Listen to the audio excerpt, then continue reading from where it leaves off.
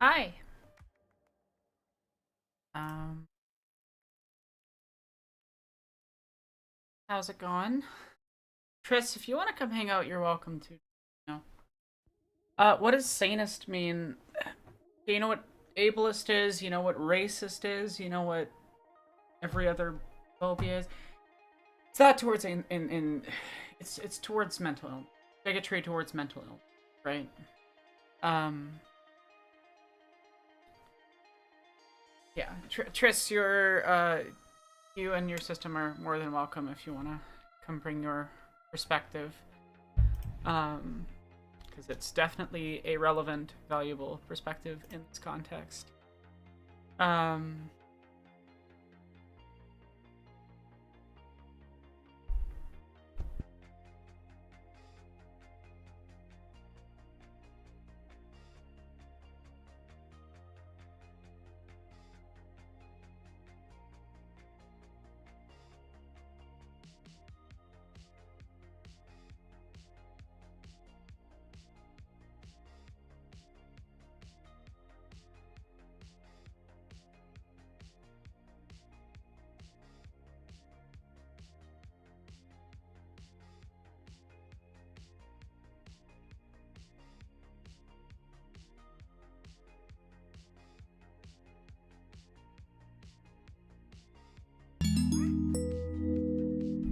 okay, sorry about that.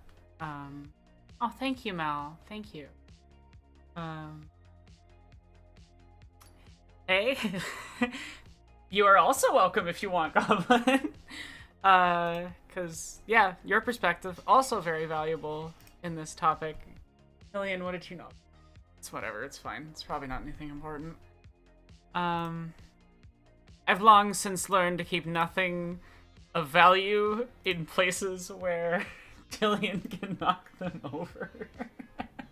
um, just jump in the waiting room in the like Patreon Discord.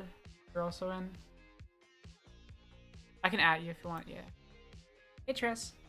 I'm guessing it's Tris just because you're fronting in chat. But one Yeah. second. Oh, you okay? Can you hear me? Hello? Weird. Can you hear me? Kinda. You're like coming in and out. I'm gonna turn your. Can you talk? Hello. Okay. I think it's kind of working. Yeah, I think my input sensitivity just automatically goes way too high. So let me just lower that and it should pick up easier.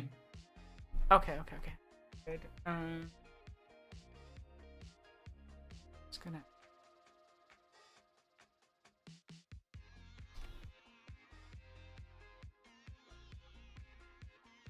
Okay. Yeah, I'm not. I'm adjusting volumes. I'm gonna turn Tris down some more. Sorry, Tris. I think I boosted my gain a while ago because I'm trying not to shout too much when I do my own streams. Because it's like I have more neighbors now. Yeah, it's good not to be too loud. Chat, let me know if Tris sounds okay compared to my volume now. Also, let me know if the volume on the music's okay. Let's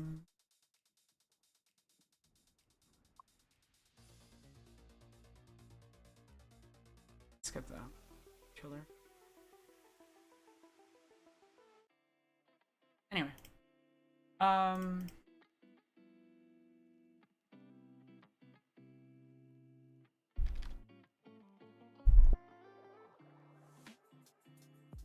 I was also wondering, should I just jump right in the VC? Because I have the permissions you have the for mod it now. permission.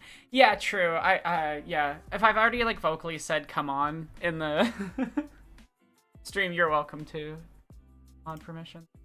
I'll keep it in mind for the future. Also, chat's wondering what your pronouns are. Preferably Fae Fair, but for people who can't remember neo pronouns as well, I also accept she, her. Thank you. This may not be as exciting a shot to anime because it's just a lot of like I'm just gonna be manipulating I just...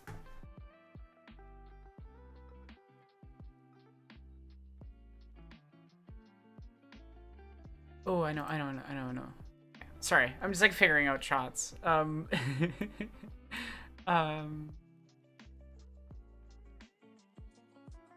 Also for introductions, in case they're relevant, I'm Tris. I'm one of the members of the Garden system. We are a DID system with autism and CPTSD and basically everything you can imagine. So that's kind of the perspective on sanism and mental illness we're coming in with. And I very specifically do not talk about my diagnoses and things online because of shit that I've experienced, but a number of people can confirm that I'm not faking or whatever bullshit.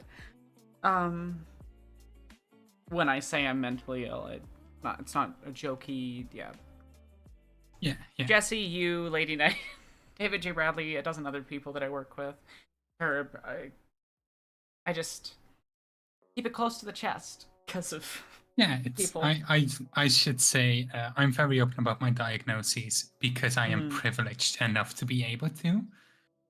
Because I live in a country where I don't have to worry about being what's the term for it? I don't have to worry about being institutionalized. Yeah. That's not a fear I have.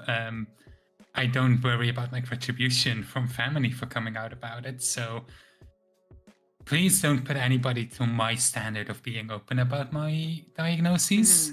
It is a choice I'm willingly making.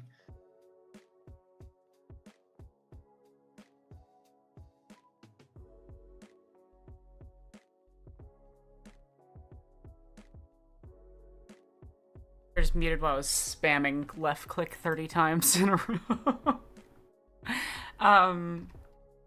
But yeah, I think kind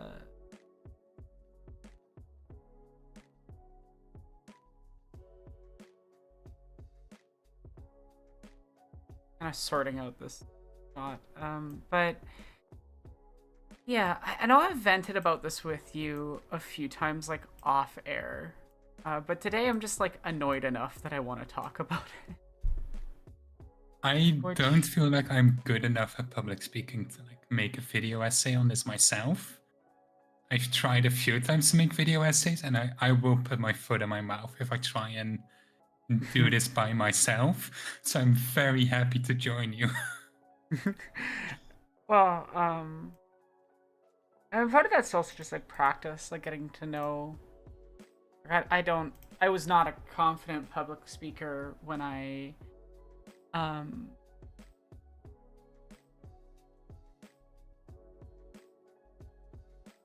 first started doing stuff online, for sure. It was like definitely a learning process.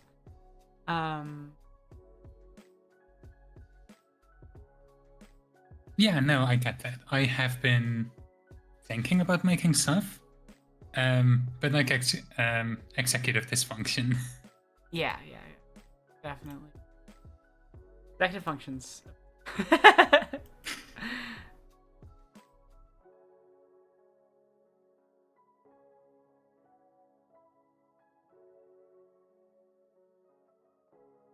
Do we want to name drop? Do we want to name drop on what expert is on? I never name drop about okay, good. Why. Yeah. I just don't think it's productive. Yeah, definitely, Mal. Like, I don't think that ableist... Well, ableist does encompass sanist. I think I want to be specific about what I'm talking about, and I think it's a more specific term that's helpful. And...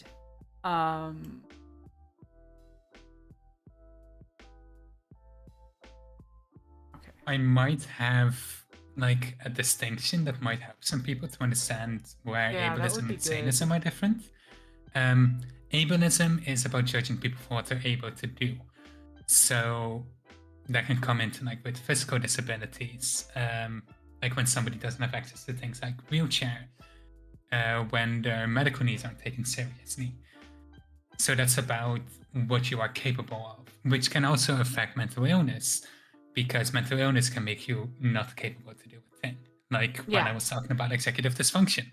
Sanism is very specifically about a image of what a person's mental health should look like. And it's when people talk about being sane. There is a very distinct image of what you should be, what your thoughts should be, and how your brain should function. And that is often not respected. That's a really good distinction. It's a really, really good way of making that distinction. Because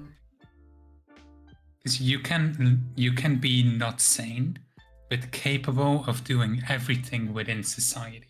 Like fully capable of taking care of yourself, getting a job, everything. That's a really good point. Yeah. And still experience sanism. I mean, I'll talk about what the video but it's not about this person. It's not about that video. That video just happened to be the thing that was like, I'm annoyed enough that I want to talk now, but a lot of people have annoyed me lately. Yeah. A lot of people. It's also like it's also like sometimes I see it and I think I don't trust this person, but I don't want to like have revenge on them for making a bad video. Like I don't want to cancel anybody. I just don't think I'm gonna watch anything this YouTuber ever makes again, because I will be scared they're gonna do something sanist again. Yeah, that's definitely a good way of putting it. So do not send hate to anybody. Yeah, do not cause any harassment. Here to harass, annoy, or negatively affect people. We're here to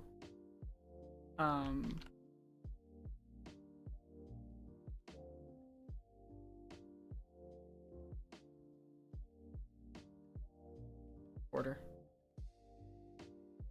We're just here to have a discussion. Yeah, we're just here to have a discussion about a pattern of behavior. But the point is that when we talk about sanism, sorry, I'm like losing the point. I was like, I'm gonna say these things, and I've got like exactly what I want to say, and then my brain just is like, the instant I start trying to talk about it, which, hey, that's probably a result of the mental illness. So exactly. I'm trying to like, this is your platform. I'm trying not to speak over you. Yeah. Okay, so I guess I'll start with like the video that pissed me off today, and then we can go from there. Like, I'm not gonna mention the video by name. The only details I will give is that it's by a pretty big video essayist channel, and that it touches on a cartoon. That's it. And if you know who it is, do not put it in chat. I will time you out. Like, we are not here to go after people. We are here to discuss a mentality and the way that the mentality is consistently being recreated by people that are my peers, that are my professional peers, right? By people that work on the same platform as me, who I would like to see do better. And in terms of which video to avoid, in general, avoid videos about mental illness that treated as a writing trope. Yes, that's a good way of putting it in general. Generally, if they're talking about mental illness as if it's just a quirky thing you use for writing and not like, you know, a real lived experience, yeah, I'm gonna have some opinions about it. Yes. Also, hey, I'm not sure if I should say your actual name or not. Should I just is it okay to... You can use my actual name. That's okay, fine. Hey, I don't. I'm like, I always want to make sure that I'm not like, I can just use, yeah. Okay. No, like it's semi-public knowledge. I just tend to go by goblin mode online. Yeah, just my brain naturally when I'm talking to you, I want to say Haley, and then I'm like, That is totally fine. We're not talking about Okay. Satanist video essays. We're talking about sanist, as in bigotry towards insane people, people who are mentally ill, people like the 3 people in this call. That's why I was like, I saw you 2 in the chat, I was like, you are very welcome. You know I am annoyed, and you have relevant lived experience. Hey, it's almost like, wild concept chat, just follow with me for a second. It's almost like if you want to talk about marginalized people, you should actually talk to people from the group. I know. That might be going too far. That might be a little too ridiculous. No, but you don't get it. We aren't full people to them. No, we're not. So that's we're really, we don't not. count. Our opinions and our voices don't matter. Oh, that's an interesting comment in stream chat. Which one? The one about Satanism, or? Yeah, the response after that. Yes. I think they saw this Satanist and came in to argue. No. Before we get to the Sanism stuff, I need to check on.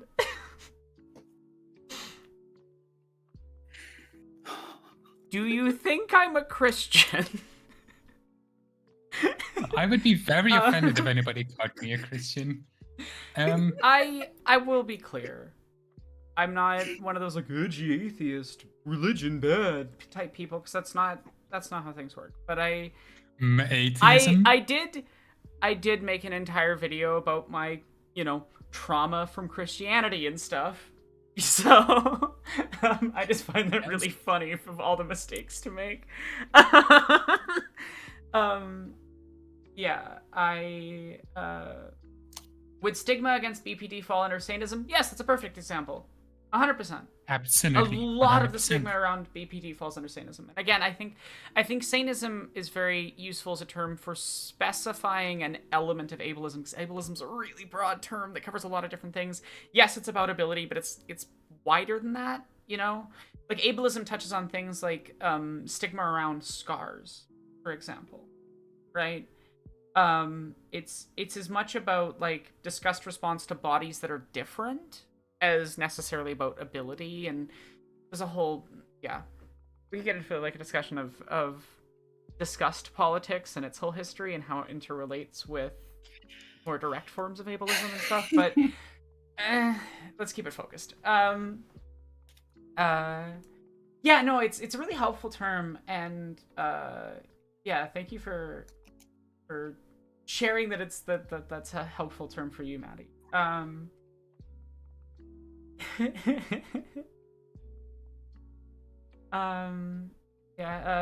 Lady Wise says, someone who checks many boxes of intersectionality. I've always found white liberals very unwelcoming to my perspective if it doesn't fit their Euro cishet understanding of my struggle. True, absolutely. Hey Henry, I'm just venting with friends about sanism. I think very quickly within like the Euro cishet understanding of struggles as brought up, it very quickly falls into like some people see discussions of these topics as philosophical arguments, not as this affects a real life person on their day-to-day life. Yeah, like it's not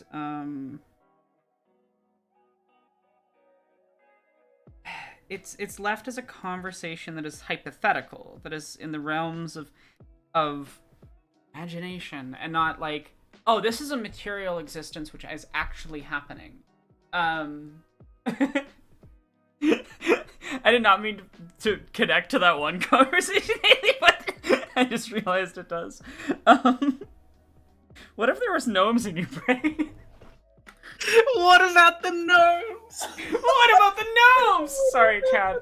We were referencing a very weird interaction we had with a guy that was a lot. Oh my god. Yeah, no. As soon as you said I didn't mean to, I knew exactly which fucking brainworm had infested your mind at that moment. Yeah. An interesting question yesterday where someone asked, like, is brainworms sanist? And I think the distinction that I make between that and a lot of other ones is that, like, brainworms is an external thing. It's a parasite. You know, like, it's not describing an inherency relationship.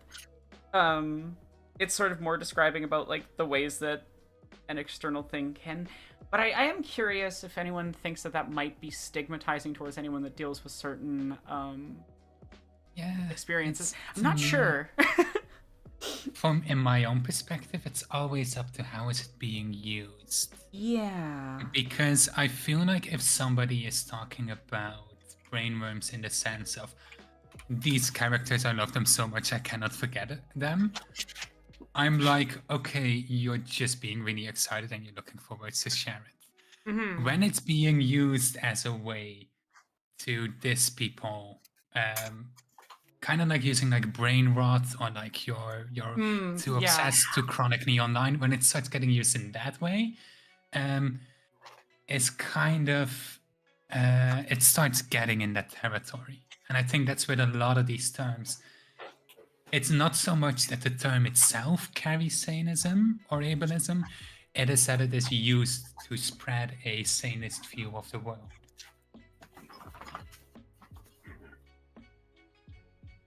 No, Yinsid, that's not... sanism, think of it kind of like... Queer phobia is about, you know, bigotry that occurs to all queer people. Transphobia is very specifically about trans experiences, but all transphobia is kind of queer phobia. You know, it's just specifying an element of the very broad umbrella that I just need to write down my earlier definition. Sanism is the idea that there is a central idea of what a sane person acts and looks like, and then judging people for not hitting that criteria. That's a good way of putting it. I feel like it's gonna get asked a lot. Oh yeah, like there was a point where I was like somewhat okay with how some people were kind of jokingly using intrusive thoughts. I have intrusive thoughts. I got really nasty ones. I'm not going to talk about them on stream because people don't need that triggering shit. But they're not fun. They're not fun. And if it is possible for an intrusive thought to win, it is not an intrusive thought. Yeah. In the context of, like, joking about a character like Daniil Dankovsky in Pathologic, I made that joke once. But then I was just like, the more like how most people were using it, I'm like, we're good. Because, Yeah, like, the whole point is that Daniil just has these, like, intrusive thoughts are horribly harmful thoughts often. They're not things you want to act on, right? Yes. Generally. They also tend to come with intense fear and anxiety and can fuck you up for the rest of your day, potentially longer. Yeah, they're distressing, really. And the thing about, like, Daniil as a character, he's just like, I've had a distressing thought. Why don't I do it? I'm like, but that's talking about a ridiculous character, and even then I'm like, yeah, no, we're not doing that anymore. People... Also, like, Pathologic is quite absurdist in a few ways. So it's like, yeah, it's a completely different situation. It's context. We're talking about the complex context, and there's a difference between someone with intrusive thoughts making a joke about my experience as it relates to a character, and people using it where I'm like, you don't understand what this experience is like. You have never talked to someone who has this experience. You do not understand.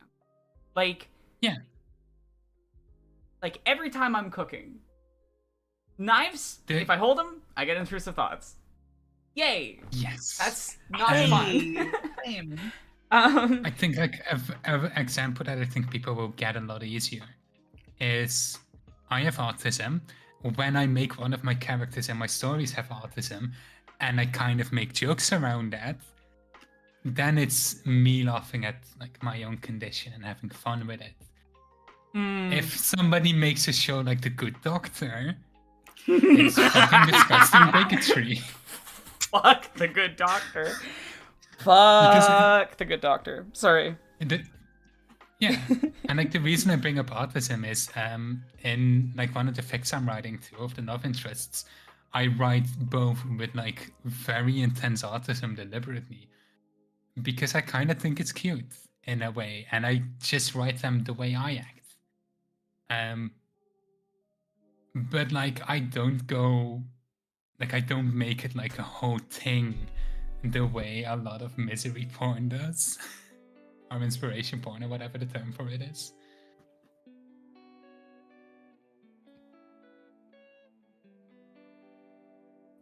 Oh, right, inspiration porn. The like, oh my god, you were so brave. Your experiences are so inspiring. Thanks for stopping by, Beast. Oh god, Henry, that's not fun. Yeah. The throw your phone in bodies of water one. I have that one anytime I'm in like a bus or a train and the window is slightly open. What if I just push on this really hard? I can relate. What if I just swerve the vehicle? What if I did that? There is a reason that I don't have a license. Also, something that came up earlier in chat. Do we want to talk about narcissistic abuse? Okay, yeah, let's talk about misuse of narcissism. Okay, so I think this is a good way of leading into like how much sanism I see online, especially amongst leftists. It is a great intro. It's a great intro to where we're gonna go with some other stuff, but I think it's a good spot to begin with. So, first off, statistically speaking, the majority of abusers have to not be narcissists. Which we can talk about the issues with, like, that's not even really the diagnostic framework that's used anymore. Yeah. But people throw around the term narcissism very colloquially. NPD is a diagnosis, but it's not a type of abuse, and it is just, like, it's very demonized. And, it does not make you a bad person. Again, this idea that, oh, if you have a bad brain, you're a bad person now. Like, absolutely, yes. And speaking for myself, too, like, sometimes elements of mental illness and stuff will make you do shitty things. And not treat other people the best way and stuff. But this is really, really, really, really important to understand. It doesn't inherently make you bad.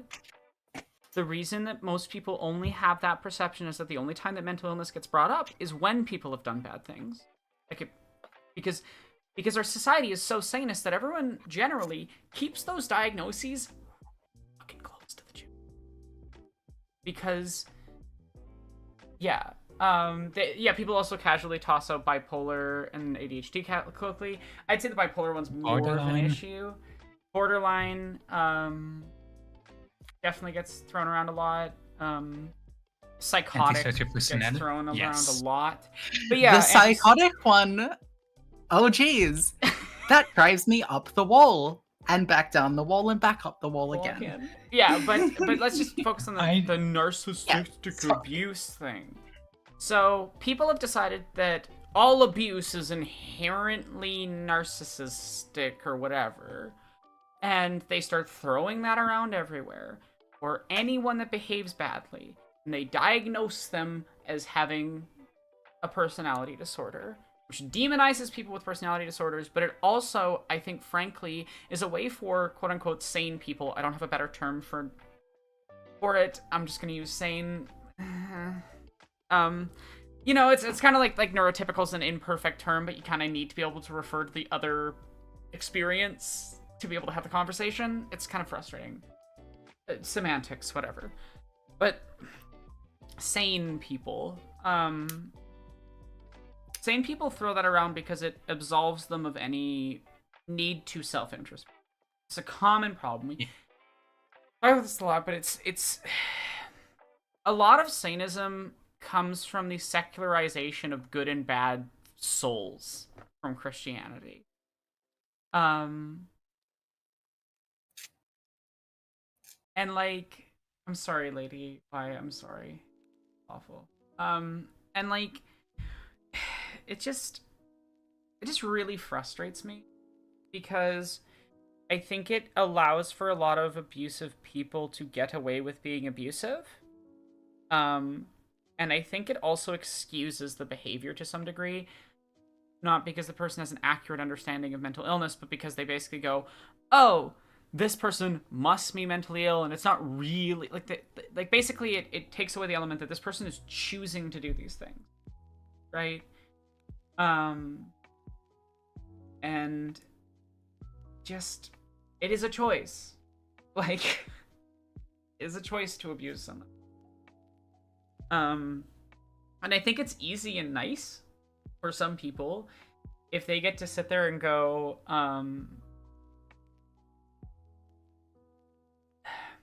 tried this. Oh yeah, Henry hits on it. It's like those videos that try to find evidence of narcissism in people's body language. It's basically witch trials. Yeah, a little bit, but it's sorry, I'm like having struggles with like words right now. Donnie, you want to jump on this? And like find. I mean, yeah, I didn't want to interrupt you too much. No, I no, you're think all good. one really important example I think people need to remember is you do not get a personality disorder diagnosis from somebody online going, I think you're a bad person. You get it when you go to a therapist because you want help.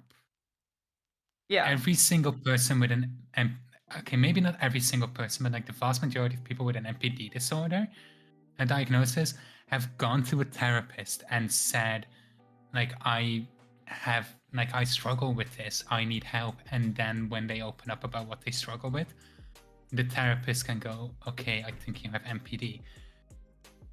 Because while MPD can cause issues in relationships, whether those are friendships or romantic, the person with MPD is suffering too.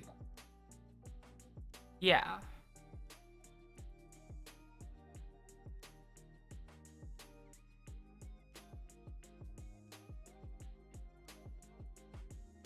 No, 100%. Like it's frustrating seeing people. Oh, we'll get to the thing where they label all bigots as mentally ill too in a bit. But I want to hit on the like.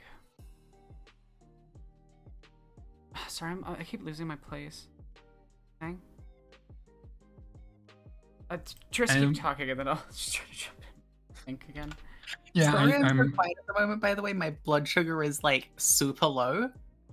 That's all good. Just- I'm waiting for it to come back up. literally just interrupt me whenever you want to say anything. Don't worry. But yeah, as I was talking about how people with such disorders like also tend to ask for help. I think one big thing to remember is when somebody who has a disorder like narcissistic personality disorder and they then hurt someone, it's different from most other forms of abuse because most abusers do so deliberately. Like they set out to in some way maintain control. And I can go into what typically tends to cause that in a second, but it's not mental illness. But when somebody who has something like a narcissistic personality disorder, I don't have it myself. Technically, I can't have it because I have CPTSD, which is a contradicting diagnosis, but I can have some of the symptoms of it. What will often happen is a person will feel so much distress because of perceived rejection or their own perceived flaws that they lash out. Yeah. And the solution there is if you need to take distance from someone, even if like they're mentally ill and they have hurt you and you need distance, you have complete right to do that, of course. But the solution to make sure if somebody has such a personality disorder and doesn't want to hurt people is figure out what is causing that pain that makes them lash out. They don't need a psychiatrist to fix them, quote unquote. They need a psychiatrist to stop their pain so that they can heal and not lash out. That's a good way of putting it.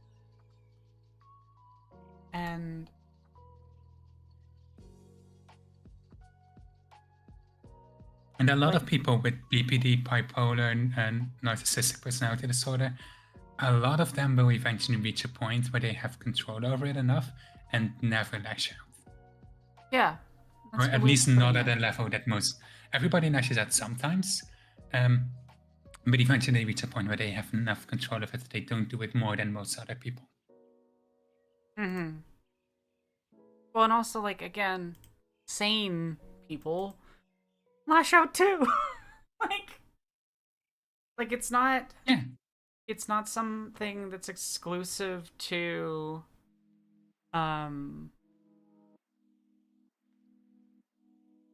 specific marginalized people.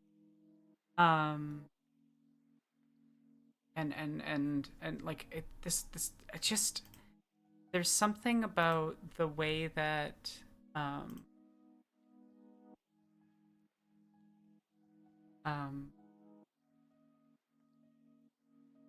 when I do it, it's because I have a bad soul and I'm mentally ill and I therefore can't be trusted. When my mother does it, it's because she's overworked. That's a good way of putting it. Yeah, it's that thing of like, who gets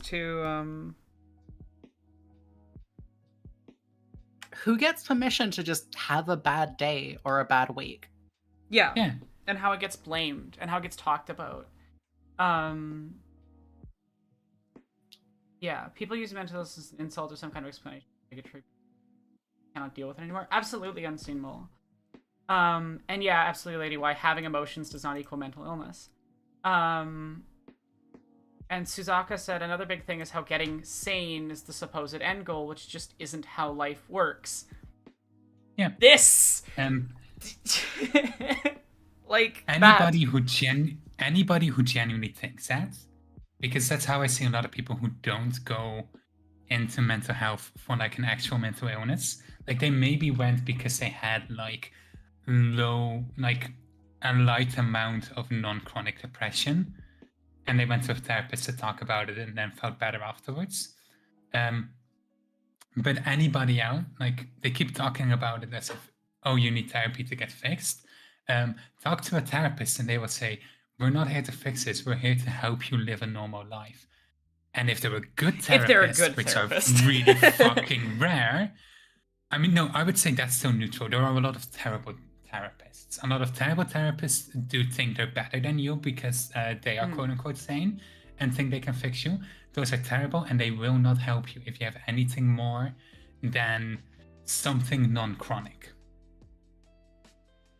If it's something that is like temporarily caused by a situation in your life, then those terrible therapists are really great at helping you. If it's something that is to me always feel like kind of like a bad self-help book, but verbal and interactive. Yes, and they have the worst superiority complex you can ever imagine. Chad, can you guess I mean, I shouldn't call it a superiority who complex, behaves like that? Can you make a random guess at a famous right winger that tends to behave this way? I wonder who is well known for doing this shit. Perhaps a certain Jordan B. Peterson. But as I was going to say, if you have a really... Oh, go ahead. No, it's okay. Kaylin Conrad recently did a really good video about Jordan Peterson and his horrible treatment of patients that I think is valuable if you want some understanding what we mean by, like, bad therapy. Yes. It's pinching me like a lobster. Unseen Mole said I've literally had therapists treat me like I'm a bad version of myself, you know. Yeah, I've been there. I complained that I felt like I was not being treated like a person and that I didn't feel safe to open up, and I was told that I didn't put in enough work. When I had to multiple times request the ability to speak about this, to just have a discussion with my therapist about why they were giving me bad care. And I was the one not putting in enough work.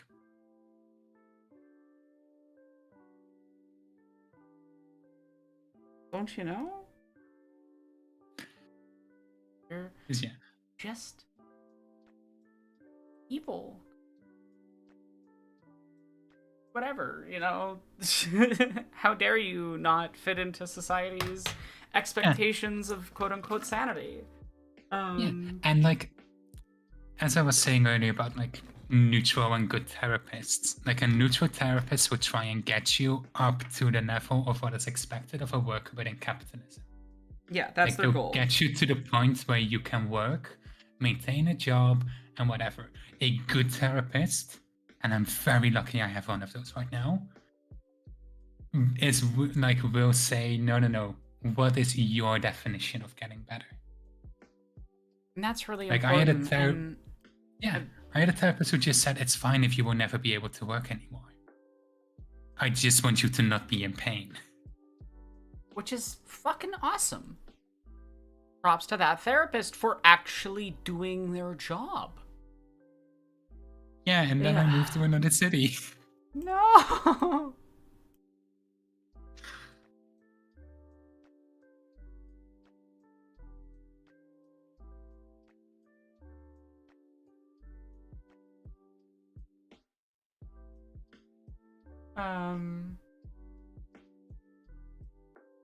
When said a previous therapist told me she doesn't believe bisexual people exist, only heteros or homosexuals. After I came out to her, I guess I was a ghost to her.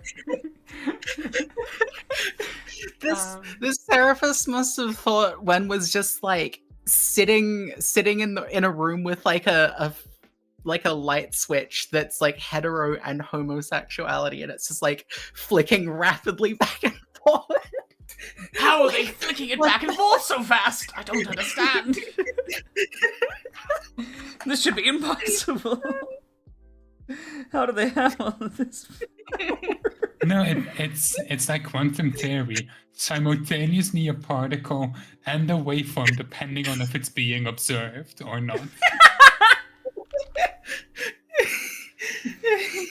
Quantum entanglement, but it's your sexuality. Quantum bisexuality. Quantum bisexuality.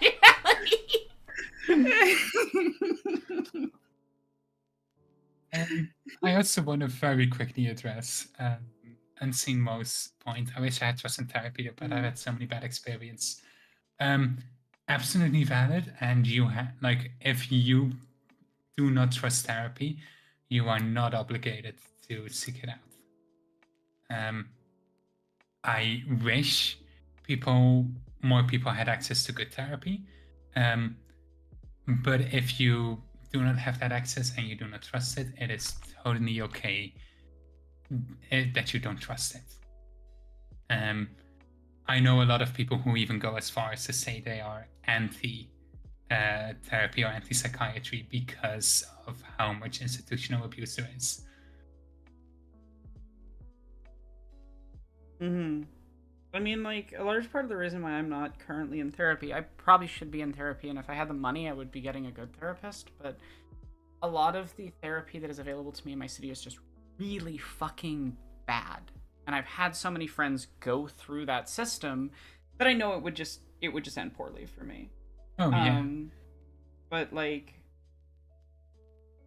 yeah, therapy in and of itself isn't evil. It's just about finding the right person to help you with what you need and not, God, I hope this looks okay. Yeah, I do also want to add, while therapy itself is not evil, I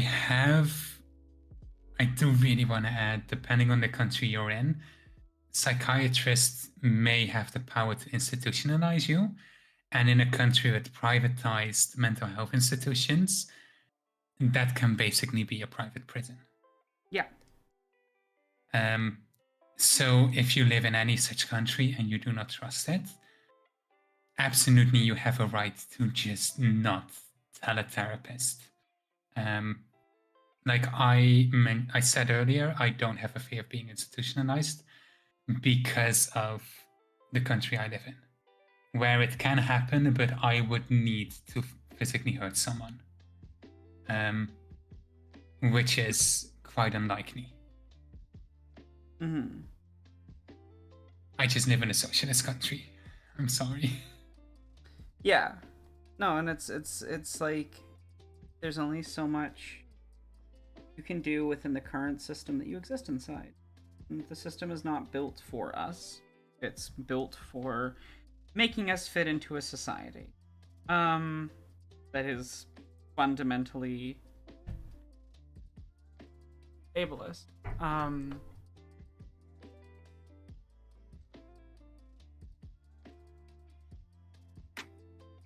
It's coming along nicely though, this shot. Yeah. Like I need to finish the smoke, but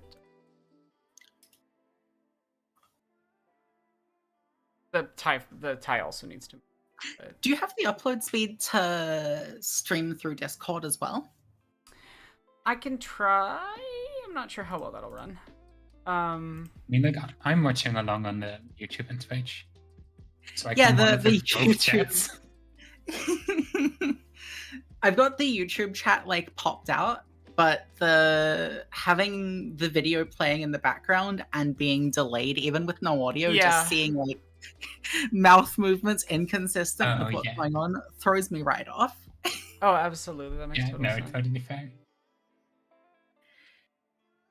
But yeah, no, the fact that therapy is basically designed to get people back, like, producing value for somebody else is probably the root of why a lot of it is just shit. At least one of them. Mm-hmm. Definitely one of the reasons. There's so many mixed things going on that yeah.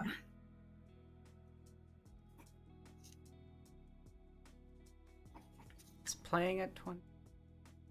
It is playing. Like with my experience being schizophrenic, I had I live in Australia. If people can't tell from my voice, our healthcare system for mental health care is weird and complex. But I had heaps and heaps of stuff offered to me and available to me up until the point where it became clear that I had a mental health issue, like a mental illness that would probably prevent me from ever fitting that mold. And then everything just evaporated. To get help, I'm looking at like multiple hundreds of dollars per appointment again.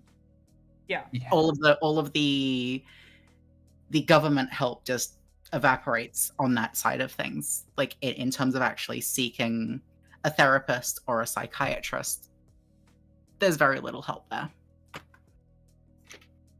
Yeah, and like I've had like the full range of, like I have one really good therapist.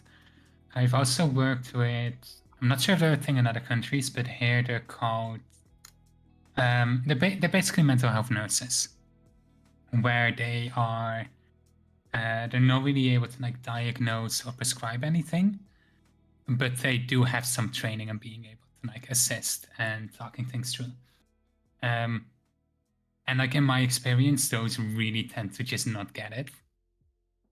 Like I've had to have multiple times where I try to explain what the idea is and what plurality is, and they just can't grasp the concept that we're not a singular person who just has quirky, changing personality traits.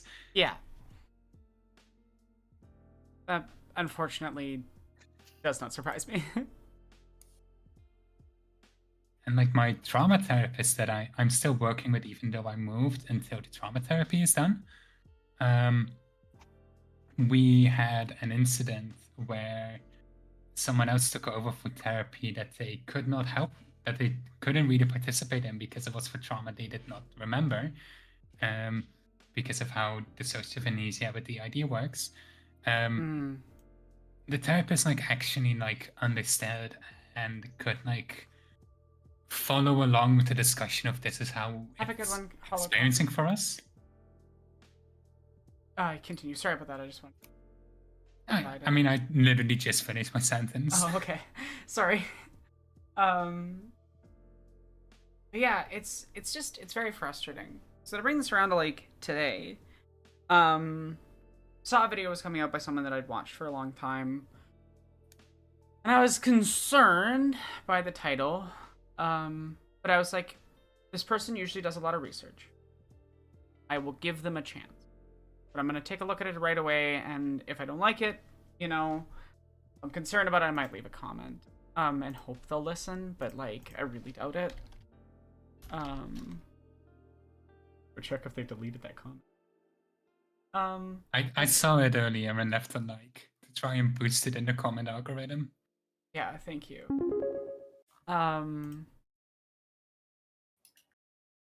Thank you for the donation, by the way. Appreciate it. Whoever did that, because that was an anonymous one. But yeah, and I just said, in the comment, I just said, it'd be really cool if people who can't even get the difference between neurodivergence and mental illness correct didn't make videos that present a lot of deeply harmful misrepresentations of both as being good writing, and wouldn't speak about things they clearly are neither equipped nor ready to speak on. If you're going to talk about marginalized people and not even do a modicum of research, not speak with people who actually live it, not look into our perspectives on representation about us, it would be best to just not speak at all. I'm so tired of poorly researched sanism from neurotypical sane people.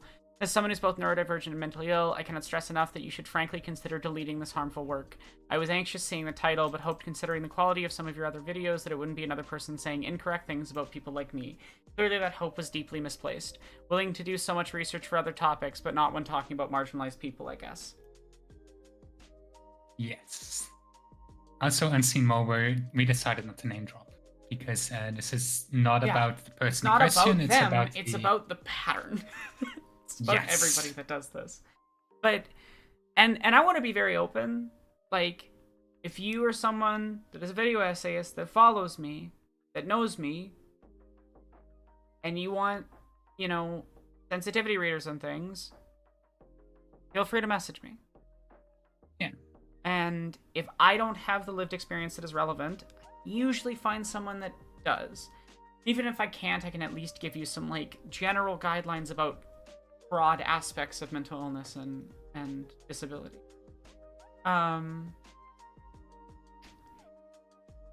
Yeah, because I hate drama, and I hate talking about other YouTubers being dipshits. I hate it. It sucks. It's not fun.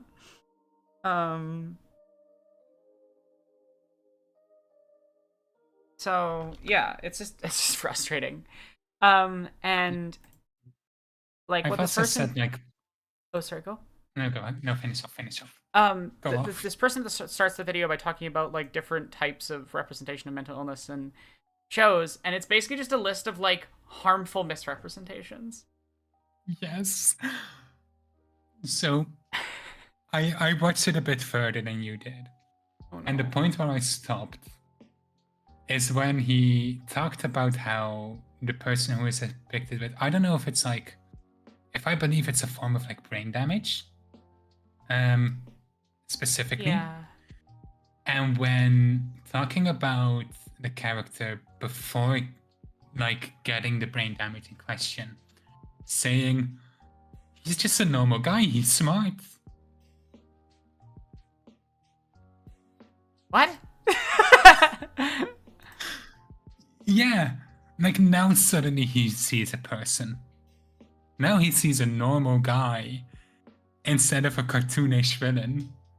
Not that every single time the character has shown complex emotions and a really complicated set of emotions that clearly motivated all the actions.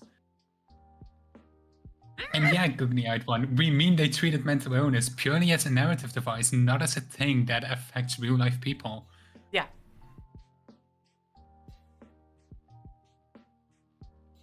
I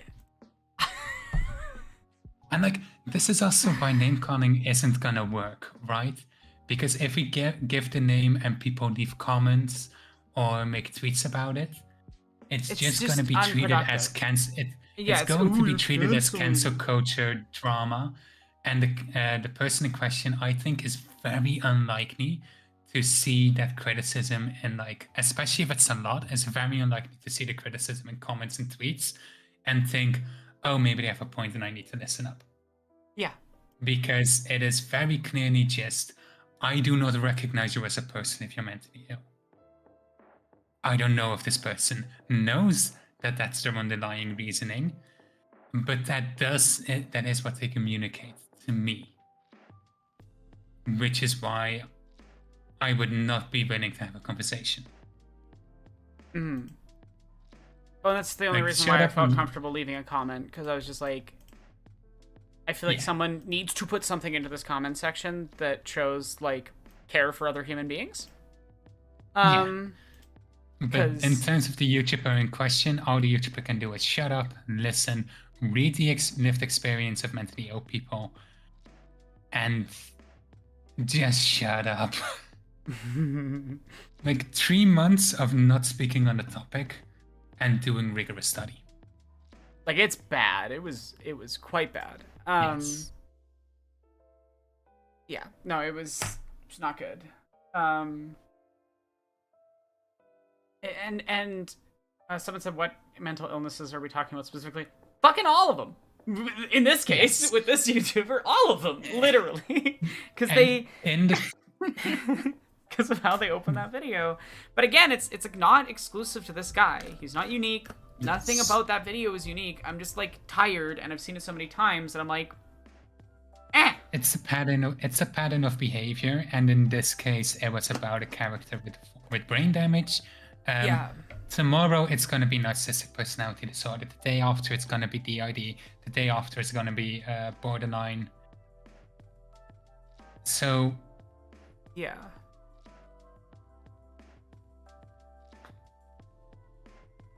it doesn't matter which one it was today. It's gonna be a different one every time. Or it's going to be invoking mental illness to talk about somebody who's really just bigoted. Yeah, exactly. That's and I think now we can move on to now we kind of addressed that sort of like there's a actually I'm gonna be more specific. There is a type of media analysis people that when they encounter mental illness treat it as a basically purely just a writing prompt thing. They don't treat it as real experiences, and they don't care that representation affects people. And they go like, oh, it was such a cool way for them to like have this actor do an amazing performance. And it's like a caricaturization of an experience the actor doesn't have, the writer doesn't have, is not good actually. And I don't care if it was an amazing performance, because it is dressing up as a lived experience you don't have in a mocking way that is inaccurate, and it it's just upsetting. It's just an upsetting thing to do. 100%. And I would say the most common one, like when we talk about like actors doing prestige things by performing mental illness, is DID. Where and I don't think it's inherently wrong if a singlet plays a plural system tantrum. But a lot Moonlight was really good. Yeah, Moonlight was good. But a lot a lot of media about DID is a person who is not who's not plural, playing a characterization of good headmate, bad headmate. That's the most common trope, I'd say. It's real quick in between Harry Catman mentioning people putting praise on a panic attack in Puss in Boots. Sometimes that can be a different thing, because I've seen people who experience panic attacks talk about the movie being really good representation. I've seen that scene with no other context, and I thought it was fine. As someone who has panic attacks, Yes, I thought it was it it can be when somebody Yeah. who doesn't understand that panic attacks happen to real people talk about how good it is narratively that it can be a bit icky. Um, but that, from what I've seen, and not having seen the movie myself, it does seem like an instance where the creators put in effort to represent panic attacks with respect. Yeah, I didn't feel that I was being like my experience was being disrespected by that representation. What we're talking about is like wacky serial killer, I mean, wild I'm not gonna performance. Like, not gonna name drop again, but I have seen a YouTube channel that was discussing specifically the movie Split. oh god. And they talked about like the responsibility of the filmmaker and about how but the performance is like so good, so like does that even it out? And it's like No, it you can make doesn't. you can have a really good, you can have the same like level of performance, right? You can have an actor going through multiple characters really really quickly without making a movie about the ID. Yeah, you Make it a didn't fucking multiverse movie. you don't have to do DID to pull that off. Yeah. And you don't have to prance around going, we're representing it accurately, as you create a monster with magic abilities that murders people. Like, it's... And here's an interesting thing that a lot of people don't realize. There's a long history of films that misrepresent DID and transphobia in film. Long history. I mean, it goes back to Psycho, obviously, right? Which yes, but there was like, a similar situation like a month and a half ago with someone in the same fucking circles that I move in video essay wise, who talked about Psycho and said it was a humanizing representation of mental illness. And I have not seen it. I that am fucking essay. I will. One trait that I've maybe shown can sometimes be a character flaw. Mine is I'm willing to play devil's advocate a lot. So a part of me is like, plead your case. I'm willing to hear you out, but you have a lot to prove. You're gonna need some really good arguments. It was truly heinous, is what I would call it. I think that's the accurate term for what it was. Yeah, no, like it was a harmful misrepresentation. That is what Norman is.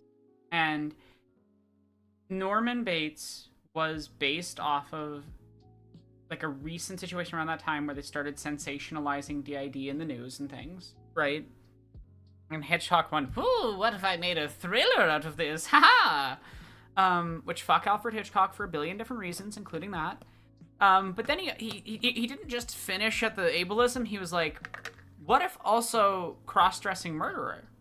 What if also that trope? What if we also cause basically the majority of harmful misrepresentations of both transphobic misrepresentations and anti-plural representations for the next, half a century? One film. Like, as a total side note, I fucking hate Silence of the Lambs. I loathe that film with a burning passion. And I was neutral on it when I was younger, but like the number of times I've had transphobes call me Buffalo Bill when I was still on Twitter under my tweets, on some of my video essays, it's not small. Yeah, it's my parents love it, which is enough for me to know that it's going to be horrible. Yeah. And yeah, Finn, it was also at the height of mothers cause mental illness too. Yeah, no, Psycho's like, it's sexist, it's fucking transphobic, and it is deeply sanist. So yeah, if you compliment Psycho in your essay, quit.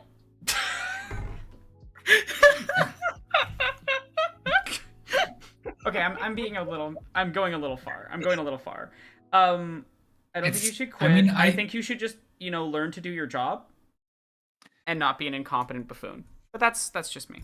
I have nothing nice to say. Like, if you want to talk about if you want to talk about how it has like a really good use of chocolate syrup, that's fine. But talking about like the mental health depiction in it, it's literally called Psycho. Yeah, it's it is not a good film. Like, it harmfully misrepresents multiple aspects of marginalization. Oh, 100%, Celestia, Lily, 100%. Literally that. A lot of people are holding a knife to Moon Knight Season 2 saying if Jake is an amoral killer instead of a trauma-motivated way to protect the body, it's over. Yep, yep, yep. I mean, I still kind of believe that Jake is within the role. As somebody myself at the ID, I'm still in a position that he is like the type, like he just believes Khonshu is correct. Like he isn't motivated by being a serial killer. He is just under the propaganda of Khonshu. Yeah, I think that's the point they're trying to go for, but they didn't give him enough scenes. Yeah. He is willing to go further than Stephen and Mark, because he feels like if I do it, their hands get to stay clean. I think that's his motivation. Well, and I can. Oh yeah, no, go ahead. It's like I understand like the motivation that it's Mark and Steven's story, so we see their perspectives only. I get the motivation. It really harms the post-credit scene. Because the post-credit scene is so bad. I just kind of pretend it doesn't exist. The context needed I never to saw make it a good. The context needed to make it a good portrayal is absent in the text. Yeah. Like I can come up with it. I can, based on everything else I've seen, run with the conclusion that it's maybe there, because I feel like they would have enough conversations about it. But it's not actually in the text. It's not in the text.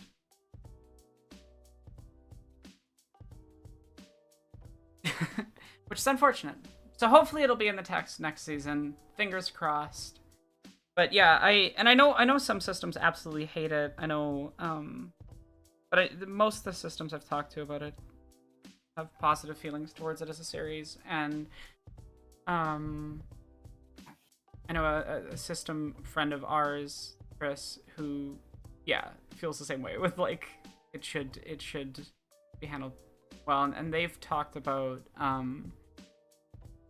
headmate of theirs that, like, just because of their experiences growing up, like, had to deal with a lot of, like, the physical violence thing, but it was more of, like, a protective thing to keep everybody else safe in their system and not a seeking violence type of thing. And I think Jake is that type of, as that type of protector could work really well in the context. And I think part of why perhaps Moon Knight's a little different than a lot of other things is that his, like, that system isn't, it isn't caused by magic. They are just a mentally ill person that happened to get superpowers after the fact. And the other layer too is that, like, any violence they do is kind of just on par with all of the superheroes in that universe for the most part. Like, I want to say, by the way, a lot of people tend to treat Jake's killing as like serial killer because that's how Steven sees it, because Steven is a librarian. I want to put in the context that this is in the Marvel universe, where a lot of people kill a lot of people. A lot of heroes that you're supposed to root for. Also, thank you so much for the raid. They are all murderers. No, it's like it's not. I think it's the context matters for how representation is handled. Just speaking as mentally ill people in this call, I don't think that a mentally ill person can never be violent in any piece of media, ever. But you gotta be very careful about contextualizing. So careful, and it's probably best to just avoid it for the most part. But I definitely think if you oh, sorry, go. I mean, if you don't know what you're doing, avoid it. Yeah, and work with sensitivity readers. Work with sensitivity readers is kind of the general message of this entire stream. It's basically just like stop being incompetent jackasses. But yeah, so that's kind of the media analysis angle. Now I kind of want to move on to what I would say is the most common form of sanism I see amongst quote unquote leftists and video essayists and things. Which is calling every conservative or fascist or person with a political view they disagree with insane and crazy.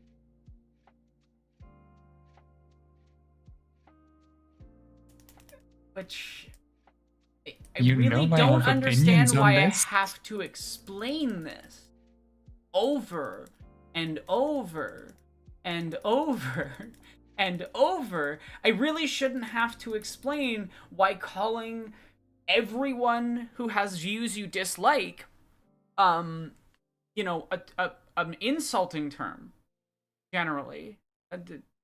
We might use it in reclaimed ways, and that's a different. But generally, an insulting term. Generally, a term used in an insulting way towards us. Used by institutions in harmful ways. Has a history connected to actual violence, physical violence. I shouldn't have to explain why throwing around that term to describe everyone you dislike is harmful to a marginalized group. I feel like that's so obvious.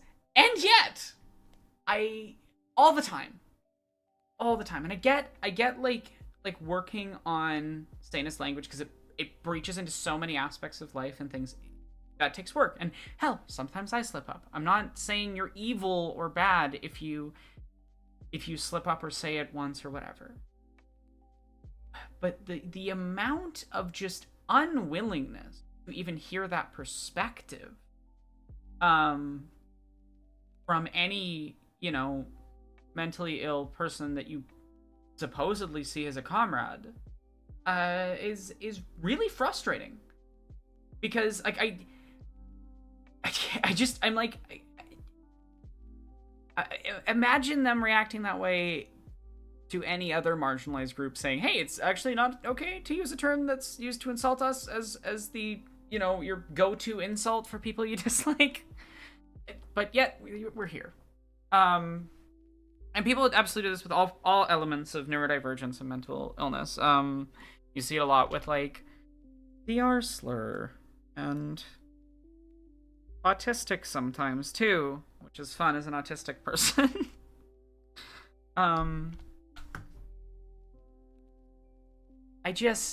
God, it's like, how hard is it to just like have the mildest amount of empathy and listen? Yeah, it's also like, I think one thing that a lot of people tend to forget is a while ago, like every so often there's like a conservative content creator who like genuinely believes in their cause, who like outs the fact that every single other conservative content creator in their sphere does not believe any of the shit they say and they're just grifting for money. Literally, how can you say that their opinions are a sign of their like mental state when they don't believe it? They're exclusively saying it because it makes them money. Yeah, that's actually... Yeah, it's like... When you call someone like Steven Crowder mentally ill for what he's saying, he isn't going to give a shit because he doesn't believe it anyway. Even if he cared about your opinion, he would just go, I don't actually believe this, right? Like, he would disprove it. He wouldn't care about it. Somebody who is actually mentally ill, they're going to see it and they're going to go, okay, I can't trust you. I cannot be a comrade to you because you see me as lesser. You do not recognize my needs for human rights. Mm-hmm. Exactly. That's exactly how that's perfect. Thank you, Tris. Thank you so much. Yeah, no, I think that nails it. And here's the reality. Here's the reality. If you genuinely believe, and I am going to directly call a bunch of people eugenicists right now because I'm done, and that is what they are. That is their beliefs. The underlying logic that they have is eugenicist. If you genuinely believe that these people, right, that every conservative and fascist are fundamentally that way because of some bad brain, what is your solution? If they're inherently bad, what is your solution? I'm so curious. I really must know. What solution could you possibly have to the fundamentally bad people that cannot change? Because the only solution that can come out of that mentality is eugenicist. And the entire overlying logic of it, from beginning to start, is eugenics. And, like, they're Like, yeah, and Honoral just said, this is all completely correct. I also want to add that offering up alternatives like wild, outrageous, etc. doesn't actually do anything to address the sanest roots of these sentiments. Fair. 100%. Yeah. I mean, Yeah. I think it is worth saying that there are times when people insert crazy or insane as a synonym for bad or wild when they mean bad or wild, which is indicating that they view insane and crazy people as that, right? Like, that's a wild situation. I don't think the underlying thing there is inherently sanism, but when they go, that's an insane, crazy situation, etc., that is It is ableism. not. It is not. The problem is not the word. It is the sentiment. If you want to say the R word, and you know people will get angry if you say a slur, and so you instead say something else, doesn't matter what, you can call them a bunny for all I care. If you're trying to say the R word, but you're being stealth about it, you're still saying the R word. Mm-hmm. Yeah, like, it depends on the sentiment that they're every trying to send. Yeah. Yeah. Yeah. Because, no, like, okay, a really good example. Every single time a right-winger talks about the woke mind virus, Oh, yeah. understand what they're saying is people are left-wing because they're mentally ill. That is the... They are just calling us the R word. Yeah, which is why I'm sitting here, and every time a leftist does that shit, I'm like, you sound like a conservative. You sound like a 4chan troll to me. That is what they sound like. Like, and the thing is, every time I have expressed this sentiment over the last 6 years of doing work online, I have gotten harassment to the point where I'm just so tired that I don't usually talk about it because it's just exhausting. It's exhausting. And I've hit a point where I'm so much more exhausted with people's bullshit that I'm willing to do something.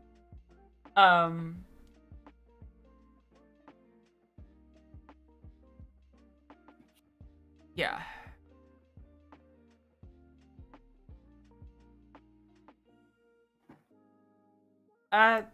Fair enough, Unseen Mole. Again, not here to call out individual people. If a mod could maybe remove that message for me.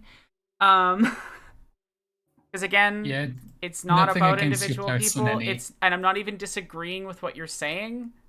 Just, that's not why we're here.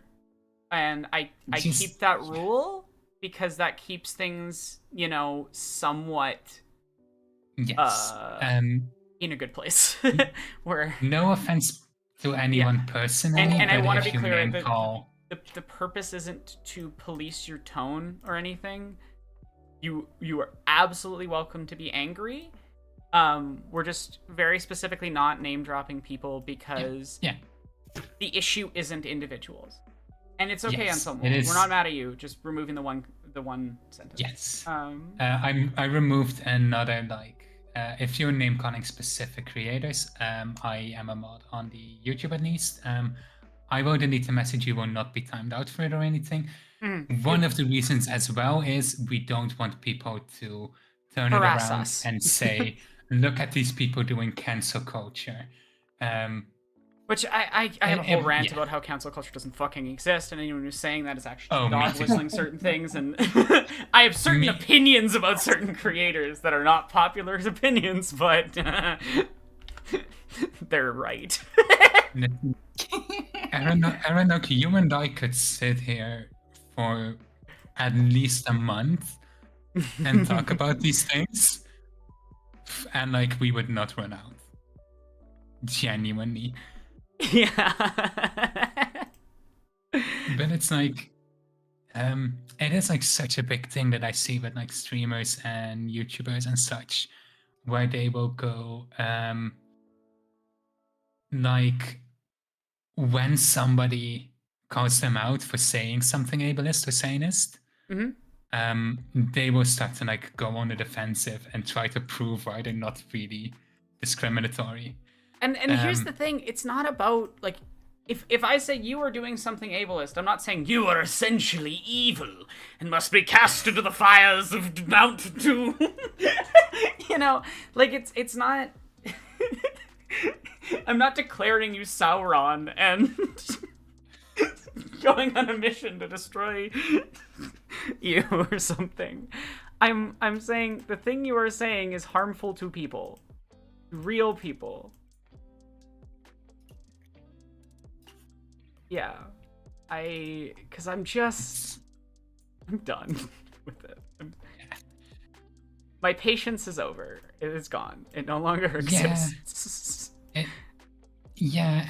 I've seen it so much where like people just say like, hey, this is kind of a dog whistle, or like this is really like hurtful when people are using this like it's a joke or a meme. Mhm. Especially when it's done to dunk on people who it really doesn't affect to. And I'm just tired of it. It's just tiring. I'm so tired. I'm tired of having to fucking watch everything I say because the way that these cancel culture criers work, and I want to be clear, not every person that's ever said the word cancel culture is like bad or evil or out to do anything bad. Because that's what they're going to say I'm doing. Yeah. See, I have to police my language really heavily. There is a big issue of harassment online. It does exist. It just isn't cancel culture. It's just not cancel culture. It's often people using a situation as an excuse to lash out like they've always wanted to. They're not canceling. And the problem with cancel culture as a rhetoric is that cancel culture as a rhetoric always turns into treating an entire marginalized group as if they are essentially organized, right? And setting out to harm people. And I don't know about you, but personally, conspiracy theories about marginalized groups organizing to take people out is a wild concept, really fucking bigoted. Yes. And I also want to address somebody in chat asked, is it humanly possible for people to just apologize even a little? And I actually have a wonderful example of somebody who did this. And this person is now following me on Twitter because I called them out for ableism. And they went and went, okay, what do you recommend I do about it? Gail Simone. Gail Simone's great. Gail Simone's great. Yeah, she follows me on Twitter now. That's a perfect example. That's the one reason I haven't deleted my Twitter yet. That's a perfect example. Thank you. Yes. Because somebody I know was so easy to apologize, Chad. It's unbelievably. You know, everyone should go watch Finn's recent video from today because it covers a lot of elements of this. I have a disagreement with a thing in it, but it is like Jesse. I'm not naming names. If you want to know personally, Jesse, it's in my private Discord. So you may know, Jesse, because I know you're not going to be a jackass about it. Finn, Unreal, anyone else that like I work with, I know you're chill. So if you want to know, you can DM me and I can tell you who it is. But I feel like I've dropped enough hints that if you already know who it is, you know who it is, and if you don't, you don't, and that's fine because it's not about them. Again, it's about like dozens of essays. It is about a lot of people. It's about friends of mine because I'm so fed up and I'm tired of having one-on-one conversations. This is just a drop in the bucket that made us go, fuck it, I don't care anymore. I'm gonna talk about it. Yeah, really. I think this particular instance is a bit more than a drop because it was like so bad. It's so bad. Oh my fucking god. It's so bad. Do people want to know like the specific? Because this is actually kind of a heartwarming story. about like the discussion with Gail Simone. Yeah, please do. I think that's a good thing to share because I think it's a positive and it shows that, like, again, we are not here to cancel people. We are here to express that a thing affects us personally as marginalized people. That's it. Nothing and more, I'm nothing dropping less. the name. I'm dropping the name as an example of this is a person who does really great and has like really shown responsibility. So there was a discussion online on Twitter about like the concept of a woman being fridged. And there was a list that a very long time ago Simone made about characters in, I believe specifically in comics, that had gotten fridged. And some of the qualifiers were that the person became disabled. So a person I knew joined that discussion, and like this was like a list that was made years ago, by the way. Yeah, it was just came back up. It's not like she did this recently, but a person I knew joined the discussion and got angry, and shared it in the Discord I'm in as well. And then I jumped in the Twitter thread, and I basically just tried to be like, I get it, you're not ableist. I'm just saying from my own lived experience, it feels hurtful when you're saying that a character experiencing trauma is the same as being murdered. Because that happened to me. The experiencing trauma, not being murdered. Yeah, obviously.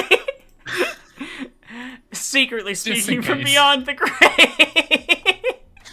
I mean, one of my authors is a ghost. So, True.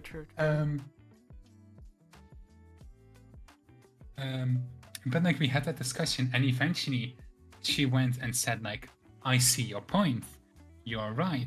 And she also like at one point was like, well, I didn't upload this list on the site, so I don't really have much responsibility. And we kind of just pointed out, me and that other friend of mine, hey, but like your name's still attached to it, like people still associated with you. We're not saying like take the site down, like we're not saying like perform legal action on this, but like make a statement, make it clear that this is what you mean. And then she did go above and beyond, like she did try and contact like sites that had it up to try and like get an amendment on it. So like I think like not remove the list if I remember right, but just like some of this is outdated and like these classifications are like a relic of the time, things like that. And then DM'd me and that other friend and was like, hey, reach out to me if like I fuck up on this again. Yeah, like it's not that hard. And the thing is, like I've had so many conversations with people about things they've said or done in videos and things that were an issue, and I've had lots of people come to me when I've messed up, you know? 'Cause I mess up. But I don't think we need to make a public spectacle of it. I don't think that helps, you know? Yeah. But sometimes the only way that you can respond to something is publicly. And yeah, it just becomes this chilling effect where marginalized people can't really talk about someone's behavior or... And again, it's like, it's not even about the person. It's about an artwork that has been produced and published. Like, yeah. That's the part that really bothers me about a lot of these situations, is that these are works that exist in a public context that are stating something as if it is authoritative. You have a responsibility to that. It's not about you as an individual, even if you were the only person that wrote it, right? It is about the way that information gets disseminated publicly, right? And what information people are seeing about real groups of people. Yeah. Wild concept. Also, thanks for dropping the Finn link, Athelius. And yeah, I'm glad you like the animation, Jesse. It's coming along really nicely. Yeah.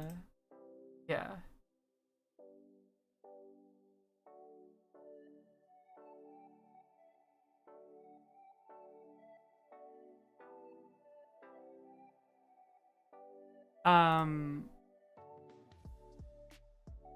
it's so like it genuinely it made my week that like discussion, and then have a person in question, especially a public person, just take accountability and not go, I don't need to listen to you, you're mentally ill. Like, genuinely, that's the mark of a really great person, I think. Yeah, absolutely.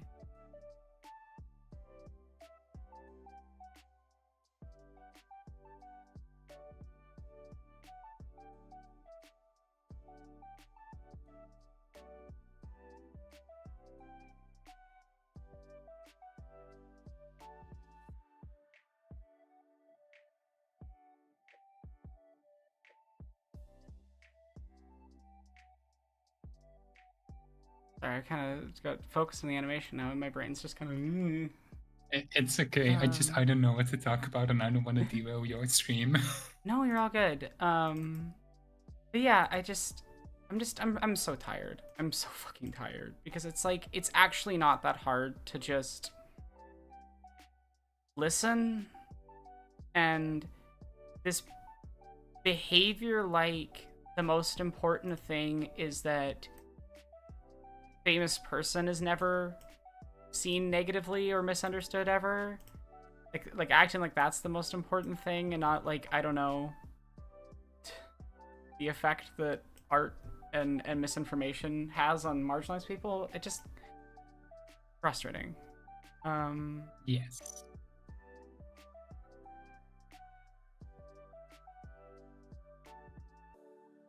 I just want a few crumbs of respect.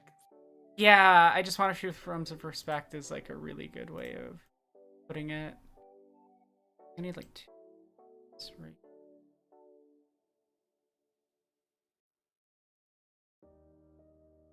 It's like, like as Mediman is saying in chat, there's so many well-researched essays, but the difference is really felt when they aren't and presented authoritatively. Yeah, definitely. I kind of felt that with the video that we're not gonna name, because it was like premiering, and in the premiere chat, I saw the YouTuber get called out about interchangeably using neurodivergent and mentally ill as if they're the same thing. Unfortunately, the person that was calling it out was being really sanist. They were being like, it's insulting to neurodivergent people to act like we're all also, like those which is violent also mentally ill people. And I was like, oh, hun, you had a point, and then you didn't have a point. But also, like, the YouTuber said something really telling, and that is, I only have my own experience and emotions to speak from. You're telling me you didn't research this shit? You didn't research marginalized people's experiences, and then you decided that you were going to authoritatively make a work about it? Like, are you fucking kidding me? I could sit here and explain how within, like, the bit that I was able to see before I couldn't anymore, it really showed just a lack of understanding of, like, what mentally ill is. Like, I could argue that, right? But they just fucking said it. No, neurodivergent refers to a lot of different experiences. Absolutely. But using neurodivergent and mentally ill interchangeably with no specification, it's inaccurate. There's an argument that some people do make that neurodivergent can and should include pretty much any mental illness. And there's arguments about whether or not mental illness should be used as a term, and I personally think it's a fine term, because I do think that, like, yes, actually these things negatively affect people, and yes, being mentally ill doesn't make you bad, but that doesn't mean that, like, I want to deal with trauma nightmares from my CPTSD. Yeah, and I will say I do kind of, and I think this is in part because, like, the language is different in Dutch. I prefer calling it, like, mentally disabled over mentally ill. That's because a good way of putting it. I like that. It's not the flu. I'm not just gonna stay in bed for a few days and then magically be cured. See, I maybe I have just a different perspective as a chronically ill person. You know what I mean? Yeah. Where Yeah, directly. And I But think then again, it's also worth pointing out that certain mental illnesses can have acute forms and chronic forms, like depression, yes. right? I So mean, I to think be it's a fair, yeah. Sorry, it's okay. we have very limited language to comprehend Mm, like very complicated topics. Um, but like with a lot of people tend to forget about chronic illness existing, and when they hear mentally ill, they tend to think you just need to get better.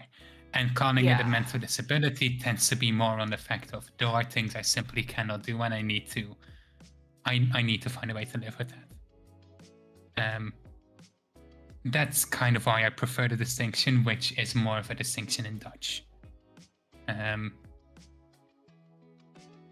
that makes And sense. neurodivergent primarily came out of a movement trying to separate from the clinical view of mental health.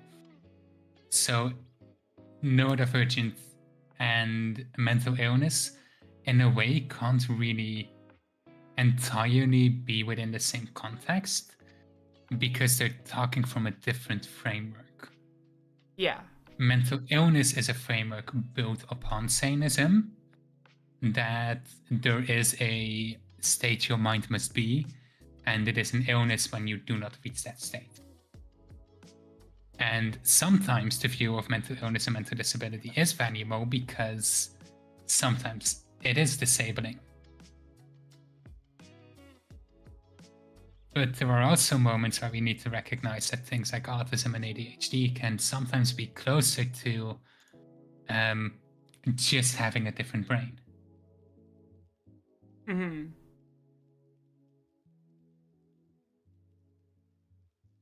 That's interesting, yeah. And I think it's also worth noting, just to chat, to really make this clear. The person who made this video, not mentally ill, not neurodivergent, and them citing, I can only speak from my lived experience when they, don't have any Yes. relevant lived experiences. Questionable. Being devil's advocate right now, because I feel like otherwise somebody is going to bring this up. Technically speaking, we don't know if this person is neurodivergent mentally ill because they haven't really openly talked about it. But if they are and they don't disclose it and act as if they don't have it and still want to act The as things a they say in the video authority, indicate they aren't, very purposefully from yeah, them. So they might be in just not saying it, which is fair, right? but they are still coming from a sanist perspective regardless. Yeah. But also, yeah, as Death put it, works cited. I I made it the fuck up. I'm being devil's advocate. No, it's okay. I But, appreciate it. I just have like no chill for this person, so.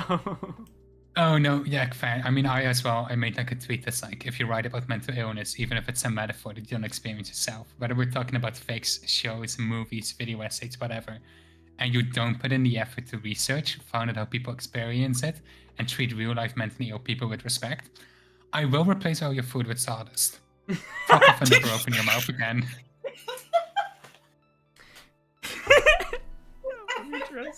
I wanted to say I will shit in your coffee, but then I was like, what if they don't drink coffee? So I was like, I'll just replace your food with sawdust.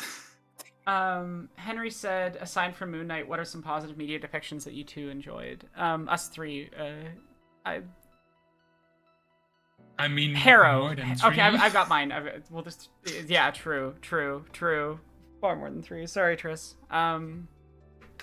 I'm laughing. I love making clever jokes. They are good jokes to make. When done with respect, obviously. What was I saying?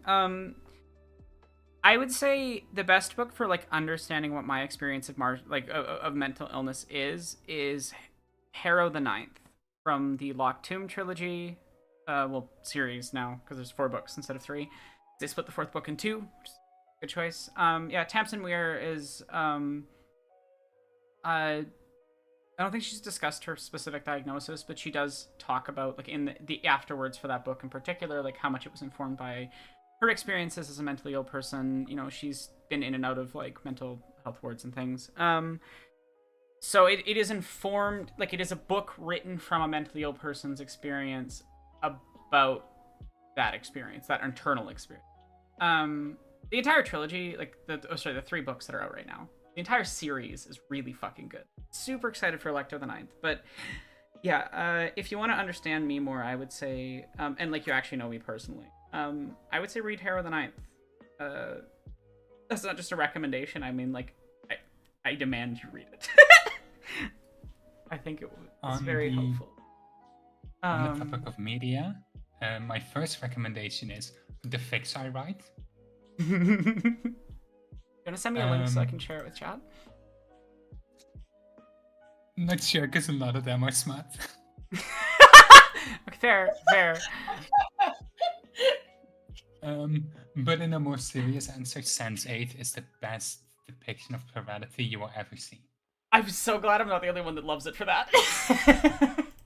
I have issues with how fandom talks about Sense8 sometimes, which I feel a bit more comfortable talking about in private. Yeah. So I'm not going to go into that right now. I also want to just quickly address the message. So basically, stay in your own lanes of experience when writing anything. No, speak to people who have relevant experiences if you're going to talk about those experiences, because otherwise you're going to miss things or potentially accidentally cause a harmful narrative. Yeah. You're allowed to write about experiences you don't experience yourself. I just ask that you do it with respect and talk to people who do actually experience it. Yeah. Yeah. Like, read, like, people, just at least read people's lived experiences. You cannot guess it all by yourself. 100%. Yeah, no, like, I definitely wish I could talk about certain experiences. You know what I'm talking about, Tris. Yeah. It's one of the reasons why I'm like, in general, if you want to have a stream or a video and like, you can say things I for will me. beat people's yeah, no, I'm fully willing to, on like everything, autism, CPTSD, DID, like I'm willing to be that mouthpiece because I'm safe enough to talk about everything openly. Yeah, like it is like, tiring having to not talk about certain things because I don't feel like dealing with the fallout IRL if I mean, I tried telling my parents about the fact that I have DID, and they just do not internalize the information. Yeah. I've told them multiple times and just went, do you want me to explain what DID is? Do you understand that this used to be called multiple personality disorder? And they just forget that I told them that. Yeah, no, I know a similar experience. So I don't have, like, I just reached the point where, great, I don't have to worry about how you're going to respond. Because I've already told you everything, and you just don't internalize it. Yep. Yeah, like if I was 100% certain that nothing I say here would reach back to certain people. Yeah. It could. It's also a lot of my traumas that are around specific people are people who have no access over me anymore, or who have specifically shown that they are willing to put in the work to not hurt me anymore. Definitely. Which is the privilege that I have. My abusers cannot reach me anymore, so I can talk about my trauma.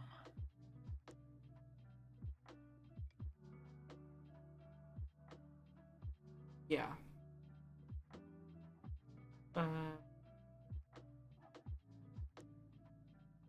Yeah, because it's just frustrating not be able to talk about your lived experience when your lived experience is so relevant to certain conversations and things. Yes. And wanting to talk about that topic and just having to keep it really tight to who you talk about it with. Like, I mean, yeah, you two know how few people know. Because you both know. I mean, and like a large reason that you two know is because you're also mental illness and understand and everything. And like, it's not like I've never ever talked about it in a somewhat public place. Like, there's a certain YouTuber for a long time who's been like the only person that I support on I've kept up with supporting on Patreon. I can't afford more than one right now, and haven't been able to for a long time. But yeah, when I was first in that server, like long before I ever planned on being a public figure, as it were, in the context of video essays and things, and having this name attached to it, we talked about certain things there, and so yeah, like it's not like there's people that can't figure it out or don't know at all. But I basically just need to be in a position where I can like if I set it on video, you know what I mean? I can't like gaslight my way out of it. Gaslight and it has. Yeah, no, and like I'm like half joking that usually using the term. I'm not though, because sometimes when you have to like it's like the thing when you're in the closet about transness, and if the wrong people find out, it can negatively affect you, and you kind of have to gaslight about it. Yeah. You have to convince them you didn't see that. Which sucks and is awful, and I'm not saying is a morally great action, but survival is survival. So.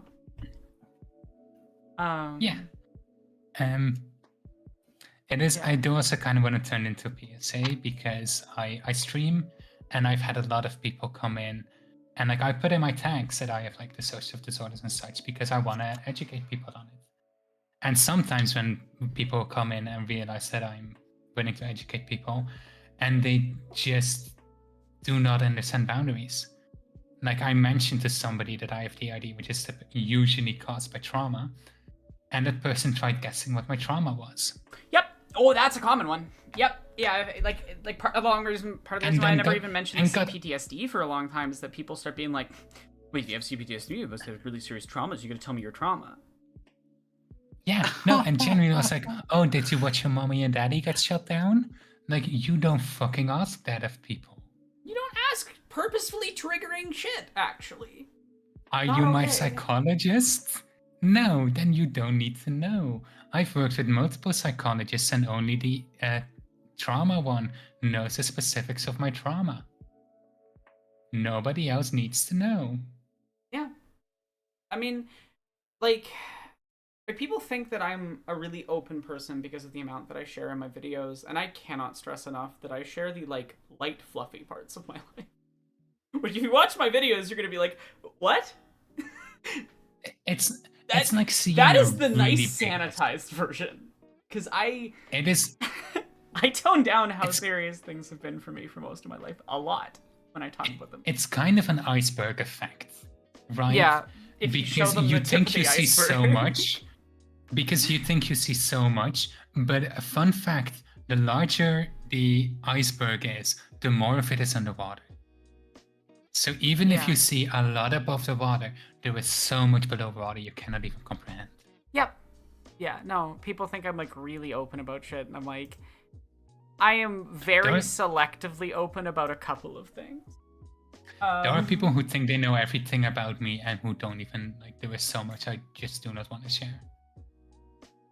And that's the same for everybody else. There are people who I think I know a lot about, who have a lot of stuff they don't want to share with me. You have no idea what is going on in people's internal world. Like, you really don't. Unless they decide to share, and even then, that's limited. We are all playing around in these horrible little limited perspectives on everything, on ourselves, even on the world around us. Yeah. And the only thing that you can know for certain is that there is always going to be something you don't know. And yes. This is why I always try not to assume the worst of people, and it's why I care very little about intention and things, because I'm like, I can come up with good intentions. Yeah. But like, you know, at the end of the day, like behavior has an effect. I'm more interested in the effect and discussing like how we, you know, perform things in the most productive way possible. Yeah. Oh yeah, absolutely, Celestia Lily. I think it's reasonable to ask someone, hey, is there anything you find triggering which you would like to tell me about so I don't accidentally negatively affect you? It's very reasonable. Very, very reasonable. If somebody asks me, do you want to share your trauma? And I say no, and they go, understandable, have a good day. Nothing wrong happened there. Nobody has been hurt. You may ask if a somebody question. goes, you should tell me your trauma, and I go, no, I will not, and then they go, wow, you're so entitled, then it's a fucking issue. Yeah. Oh yeah, absolutely Sorta- unseen mole. Even people IRL assume they know me better than I know myself. It's wild. Absolutely unseen mole. Like, yeah. Goblin, you wanted to say something? Yeah, sorry to head off like midstream. Oh no worries. That low blood sugar and also the fact that I've been like Listen. packing up stuff for like the last I couple thought of you days. were My brain's eating. just not. I thought you ate something. Self-care Okay, is I more did. important. Okay, so go eat more. when my Go blood eat sugar, more. Go eat more. my blood sugar is actually fine now. It's just Okay. that low Oh, blood you're feeling sugar, bad. like the weird brain fuzziness, just kind of lingers for a while. Very that's And I'm also understandable. very tired, so I'm gonna head off. I'm gonna go keep packing my suitcases and stuff. Thanks for having me. Absolutely. Bye. Thank you for Wonderful being time. here, and love you, Haley. Take care. Bye. Yeah. Can I say one thing about the animation though? Yeah. I saw like one frame of it, and the fact that the cockpit internals look like how it looks in Star Wars Squadrons absolutely makes my day. Do you want to know what the bigger influence is? Go ahead. X-wing and TIE fighter, but that's why they're little Oh, buttons. But I did take the squadron. I did just take saw it elements really from quickly. squadrons. Yeah, it's a Yeah, mix of like the squadrons lights. and Yeah. and even the shaping and I position. mean that's what it looks like. Yeah, I mean no, the buttons are there, yeah. you just don't press them in game. Yeah, You I press on the love controller. I love squadrons. Maybe I wanna play more of it.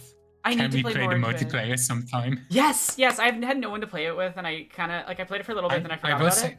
And I I want haven't to get played back it into in it. years, so I need to do I will need to do the campaign again to get up to level, but I want to play multiplayer games with people. There's and my joystick in the back corner there. Ignore the giant mess in my room. It's I've just been doing it on had like controller, planned but- periods of time to clean my house, but then I had to drive to Regina to be able to get mood. refills of my medication, which cost me 2 days this week. Oh, So I've got mood. to catch back up on work, and then which this is what I'm doing right now. It's part of why I'm streaming while animating. Is that I'm doing work. Yeah. No, I get that. I need like external motivation. I've not worked on any of my projects in days. Yeah, and so I haven't cleaned. When I was playing Squadrons, I was like, this multiplayer seems so fun, but I don't know anybody who I can convince to buy such an expensive game to play I it got it on multiplayer. sale, and like, I also had like more money back then. By the way, chat, if you've been liking this stream, because this entire conversation's been a lot of like emotional work, whatever, maybe consider supporting through like Ko-Fi or Patreon or something. Because, But kudos on my fanfics, even though I will not link them here. Just search my name online, Guidance System. Yes, I'm gonna link your Tumblr there. Oh yes, that's great. That's a great way. No. Tumblr's search system's so fucking No, but it's for real. I have like a while ago I made an OC story about. It wasn't a cross-province trip. I live in Saskatoon. I don't really care if people know that. So it was just a 2-hour drive there and a 2-hour drive back, but I'm chronically ill and I feel like shit and I hadn't had medication for 6 days. So, you know. It's no, it's like a long time ago when I was like trying to get into writing and trying to get over like my internal purity culture. I finally started writing a story I had stuck in my head a really long time, which was about a character who discovers she has DID, and at the same time discovers that she's a lesbian and like is going through like her first real crush. And like it is very heavy in traumatic subjects. But looking back at it now, if I wrote it now, I'd remove all the smut scenes. Because I have no business being there. I just felt like I had to write it because every writer that I knew at the time was like a fanfic writer, was a smut writer. So a part of me is tempted to completely rewrite that. It is such a sweet story about DID. Also, yeah, Chad, I have a Tumblr if you want to follow it. I re-blog a lot of stuff about the Lockdown series. And like whatever funny things Lady Knight sends.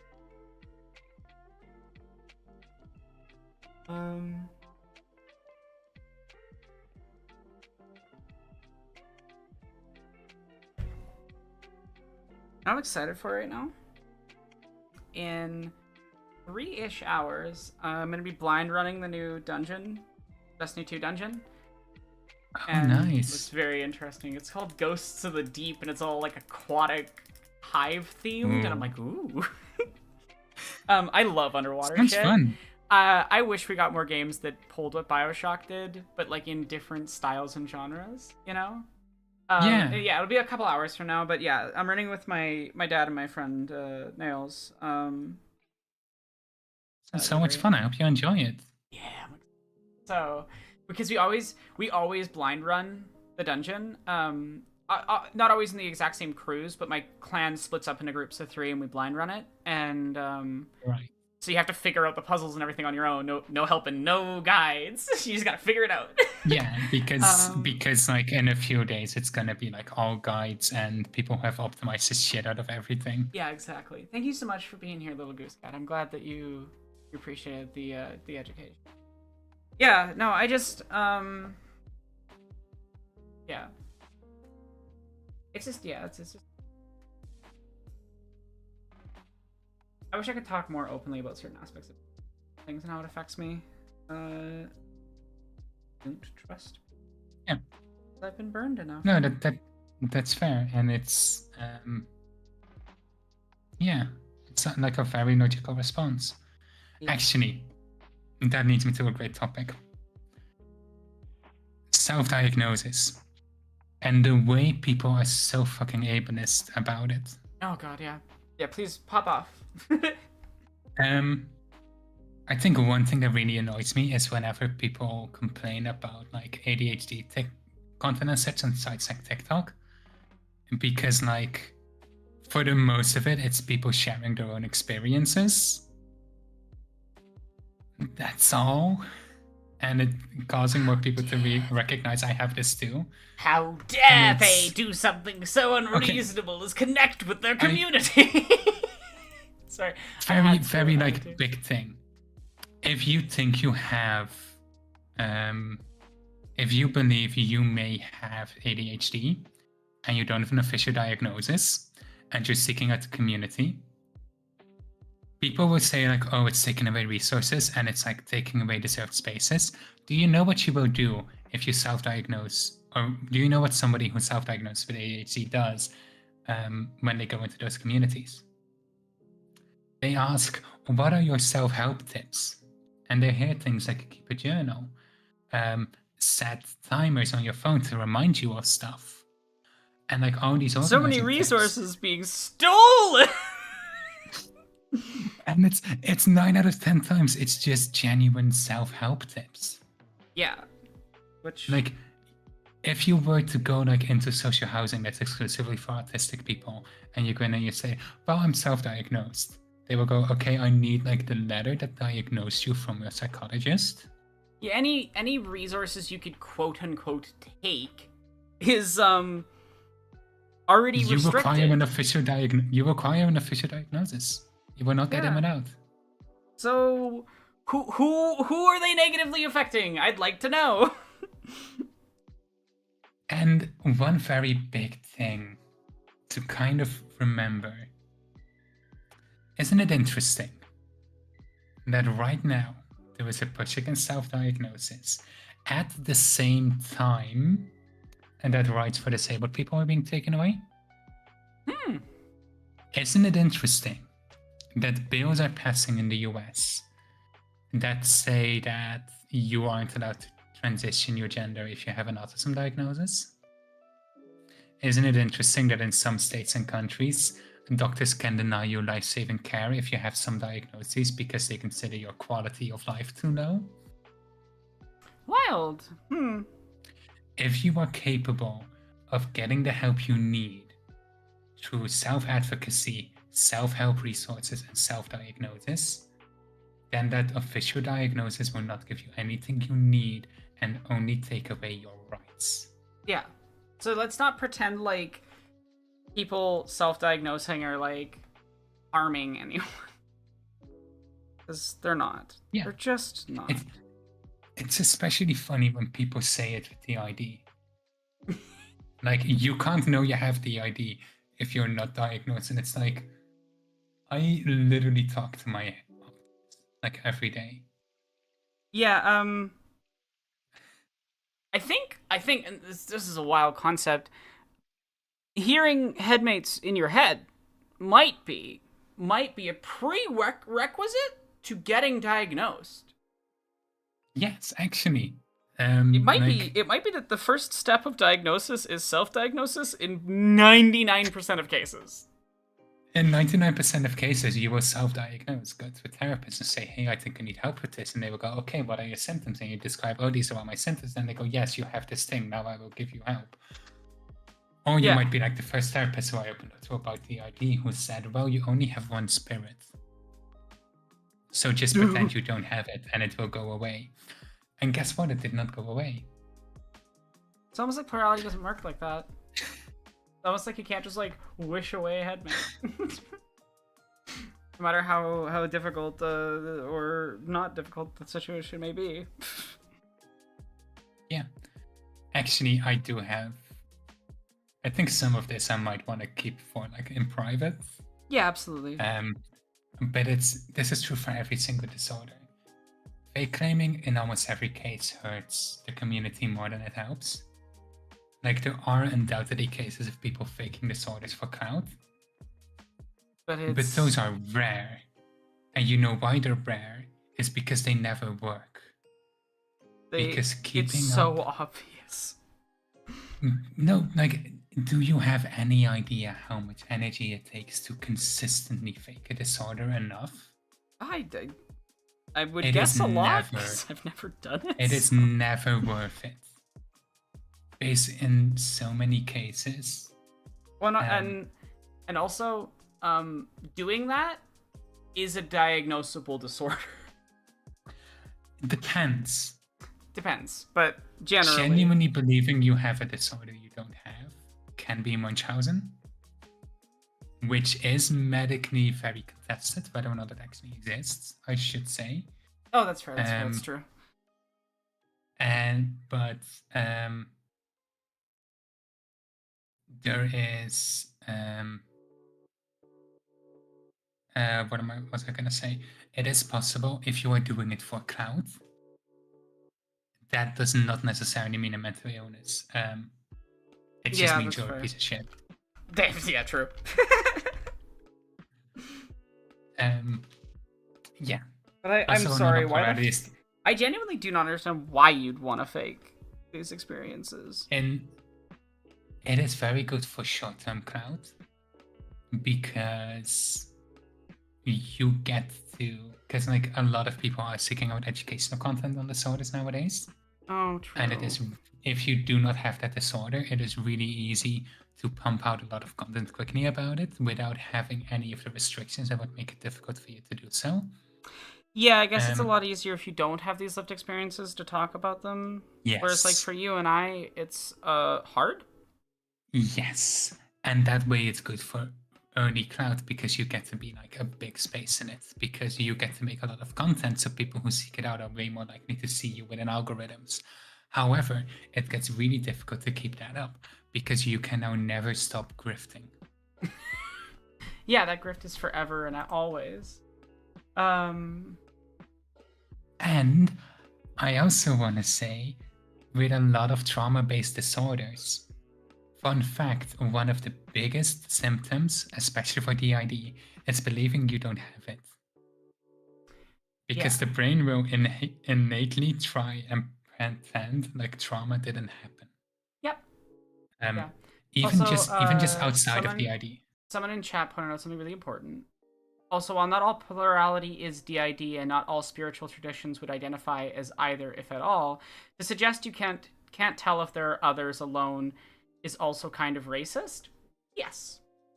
That is a good note to add. Yeah, obviously we're speaking from a specific context, but like specifically from the perspective of me being white, having the ID and identifying with the plural label. Thank you for the donation, Thasmadar. I appreciate it. Sorry, continue. And it is like the implication that people can't like understand that there are others there is like specifically the type of racism that's built from Christian colonialism. Because within Christianity, you can't have Christianity does not have room for plurality, because then it would be possession. That's a good point. That's a good point.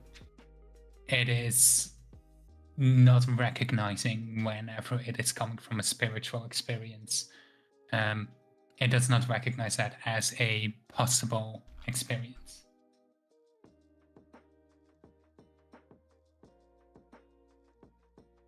Definitely, I think that's worth mention. Within any discussion of like, yes. How often do we come back to Christianity being bad? Yes, but I don't want to talk too much about spiritual traditions because I am not part of any of such spiritual traditions, and I do not feel confident enough to know where the line for cultural appropriation is.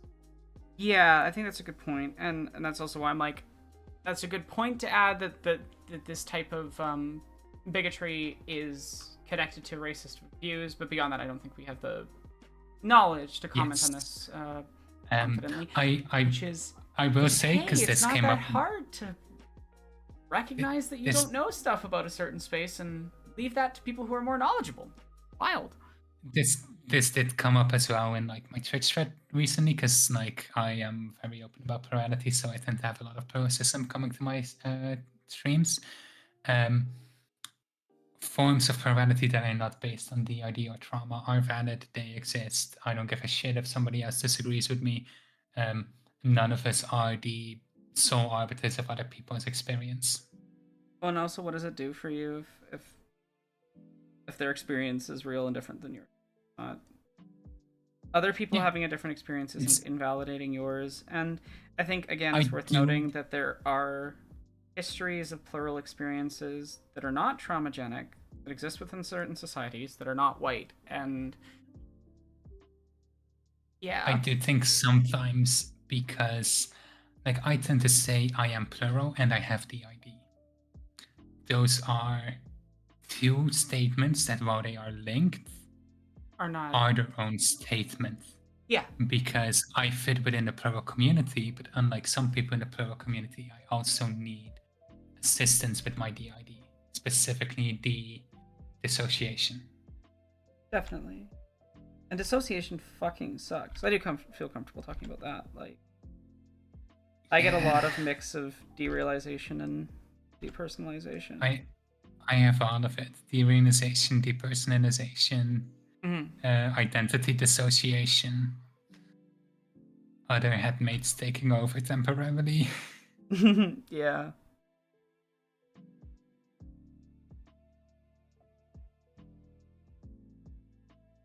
It's a time. Even within the spiritual spaces, appropriation is a big issue that's extremely hard to summarize, yes. The study at Search Perspectives on One Shamanism, if I recall, if you want to.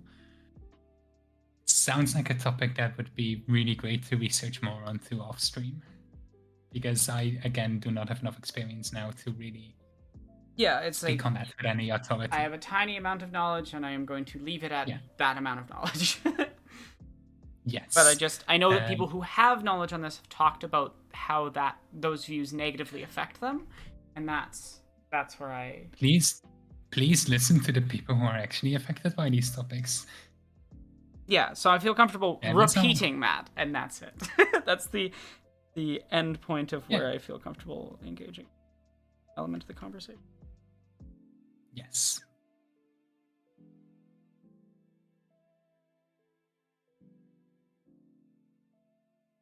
I am like really getting aware now of how much my brain has a tendency to go on tangents.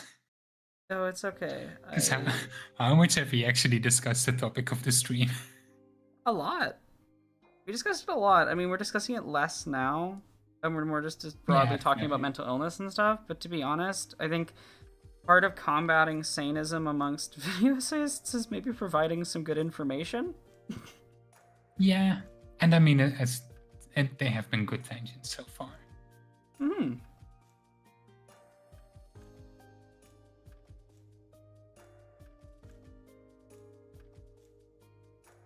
They have been good tangents, so I wouldn't worry about it.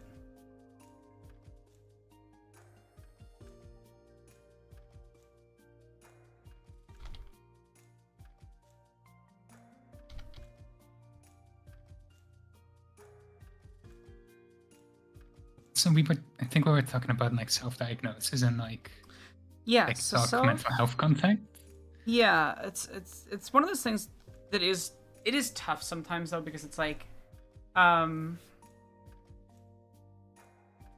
self-diagnosis is valid, but it's also important to understand that when we talk about self-diagnosis, we're talking about like this person has spent the time to learn a large amount about this topic, and isn't just like wildly jumping into it with no thought. Yeah. It's I think it's also like proportional. Like, what are you really doing with the information of the self-diagnosis? Because if you're seeking out self-help groups, self-advocacy, resources that can help, because especially on neurodivergence, there is a lot you can do to help yourself, just in like day-to-day stuff. And just knowing about those can never hurt anyone. Yeah, like it's not gonna. While there can be risks with self-diagnosis, like I have considered self-diagnoses that when looking into it more, I realized, no, I don't have that. It doesn't apply, or it's more complicated than that. Yeah. But me coming to the realization of, no, I don't have this thing, is also valuable. It teaches you things. Yeah. And it's not like tomorrow I'm going to go, I think I may have insert random disorder, and I will suddenly start speaking on it like I'm an authority. Like I'm speaking about plurality after years of having it and years of knowing I have it. Yeah, I only started talking about the autism stuff like a long time. I'd learned a lot about the topic. And the reason I'm comfortable, like, I don't have a formal diagnosis, but that's because of a long series of things. I could have had a formal diagnosis when I was a kid. Like, my mom purposely chose not to. There's complicated reasons for that. Which you're under no obligation to share, of course. Yeah, which I'm not obligated to share, but, you know, I think it's worth noting the treatment of young autistic people at the time when she made that decision, very different than what it is now, and it was very, it's very Autism Speaks. So, yeah. And she didn't want me to deal with that. Which I was diagnosed at a young age, and recently I saw that like all the resources that my parents have are from the Dutch branch of Autism Speaks. Yeah, no, and she disagreed with the Autism Speaks shit and felt like it would be, you know, putting me in a bad place. So she just tried to like teach me on her own. I definitely wish that she had like said to me that I'd had more like self-awareness. We've had conversations, whatever, and I'm gonna leave it there. But I understand her decision given the context of the time period. Yeah, like so much changes constantly. Yeah, like it was a different time period. So I self-diagnosed and then found out I technically had a formal diagnosis when I was a kid that wasn't documented. So, it's a weird order of things, I know, but yeah, it's what happened. So, yeah, it's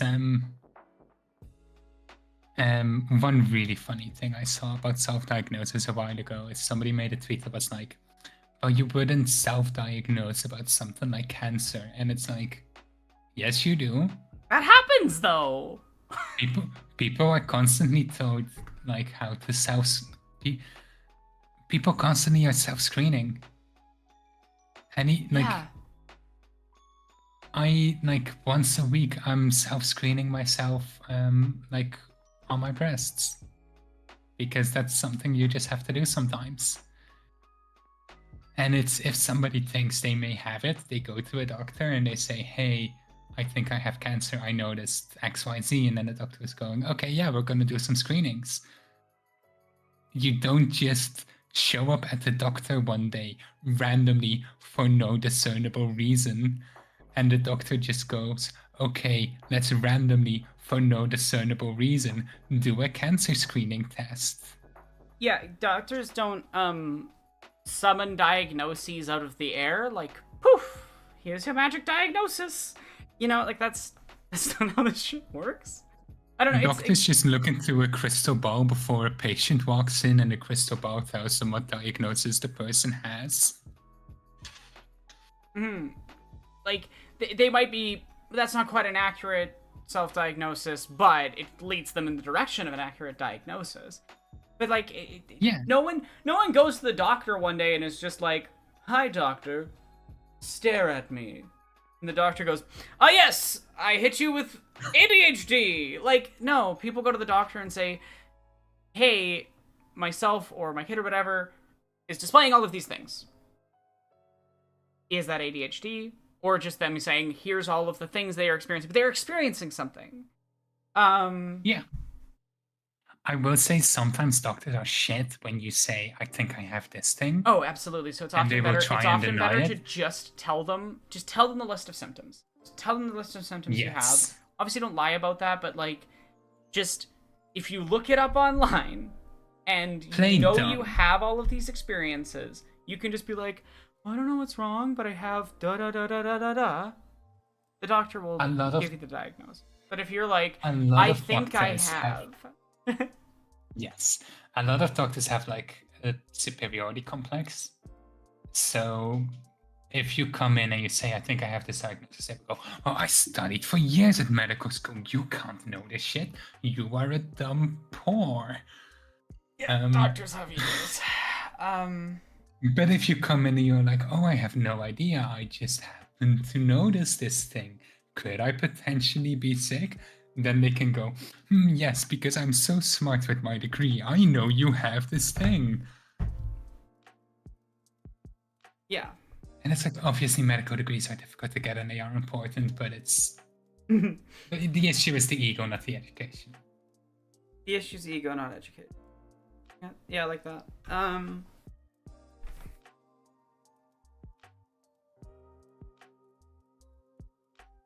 Like, yeah. And I want to clear, just because I don't trust doctors on the whole doesn't mean doctors are bad. I'll give you a good example. My family doctor is closing her practice. A fucking incredible doctor. And I found this out earlier this week when I went in. They're telling us like way ahead of time, even though legally they don't need to, you know, because they just give a shit about patients. They want patients to go find a good family doctor to go forward with, and it's for a good reason. The reason my family doctor is shutting down her practice is for very good reasons. She's moving on to a really amazing position. I'm really happy for her, but she's the family doctor I've had since I was born. It's the reason why I drive down to Regina as much as it's a hassle, because I trust her. As a trans person with chronic illness, it's hard to find a good doctor. And I expressed those concerns with the doctor from that clinic that I saw. It's not my family doctor specifically, but is another doctor that works there who's lovely. And she was like, "Oh yeah, no, absolutely. Especially for you as a trans person, you should be, you need to phone around to a bunch of different places, and you want to probably do meet and greets." And like, the fact is, good doctors will be able to tell you that other doctors behave shitty because they know. And it's just, the reality is that doctors are human beings. And they can't be infallible. And they can have all the flaws that other human people can have. One good example of my issue with my experience with transphobia with doctors is a while ago, in 2021, I moved to a different city. You may remember that's the middle of the pandemic. Mm-hmm. So a lot of doctors' places were overcrowded, understaffed, and close to new patients. Which happens, so I couldn't get a general practitioner in my area. one of the doctors who I went to for like an intake, because you need an intake conversation with the doctor before like they will take you on. And I have gone through the process of like we have gone through the process of legal name change for being trans. Mm-hmm. So on every single document, as I am legally a woman, I put myself as a woman, which I legally have to, because that's what's on my ID. So I went to the doctor's office for the intake conversation. The doctor went, Miss last name.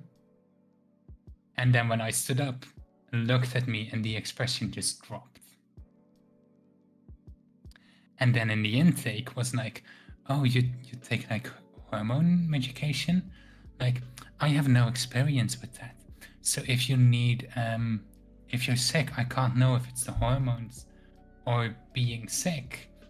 And it's like, that's such bullshit because no doctor is an expert on everything. But also, that's not how hormones work. That's not what a general practitioner is supposed to do. But it was also like, it is so clear the doctor was just like, I do not want you as a patient because you're trans. Yeah. But if I say that, you can sue me. Bingo. And if I want to know, of fucking course I didn't sue them, I'm a poor disabled trans person. Do you think even if I had the money, I had the mental energy to be capable of doing that? Yeah. Have the energy and time to go through long process of legal action. For something that is near impossible to prove. And even then, what if I won? I'd now have a shitty doctor who doesn't want to treat me. Yo, there's no winning. I did move to a different town now, and I've put in my intake form with like a new doctor, so hopefully you get a good one. It's like a fairly large firm where there were multiple doctors working. Yeah. So ideally they should be like they should be able to tell. But like they should be able to like assign me to a doctor who isn't a piece of shit. Yeah.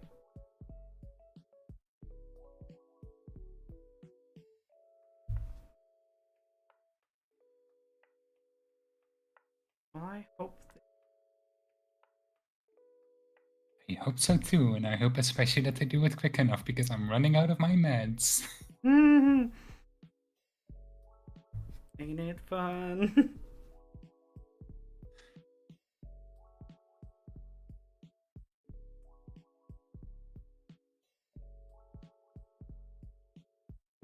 Somebody in chat is asking, what is this animation of?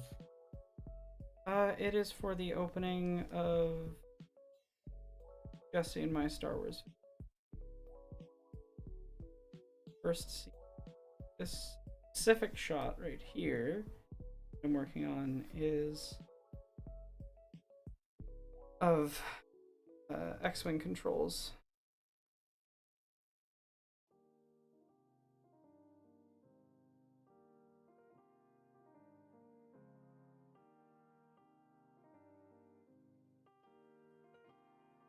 Personally, I think it looks amazing. Thank you.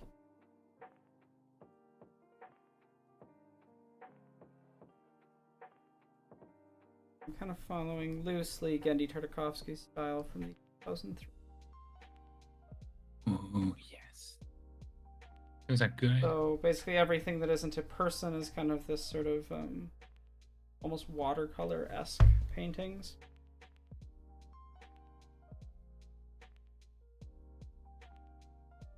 Yeah. And then people are these hard line cell line stuff. Not doing rotoscoping in this one. Completely different art style.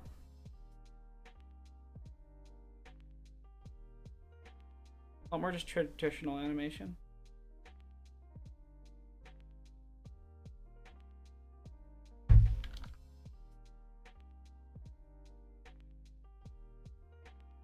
Yeah, somebody in chat also saying this is a very obvious thing, and it's been said before, but medical practice and science should have absolutely no correlation with any politics ever. I'm not sure if I agree. Because, like, saying that we should have rights is a political statement.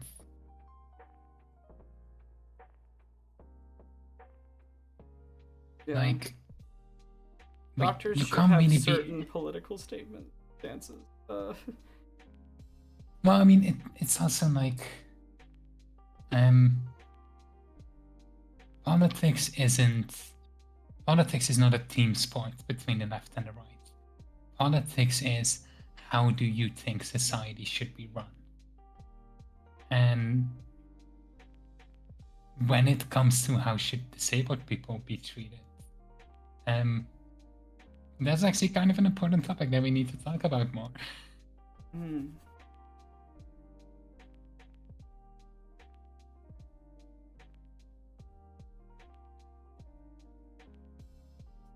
And also, like, regulations and rights that would apply to patients is political.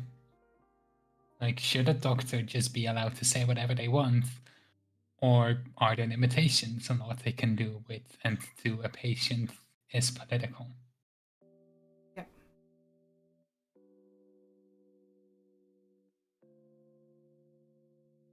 Politics.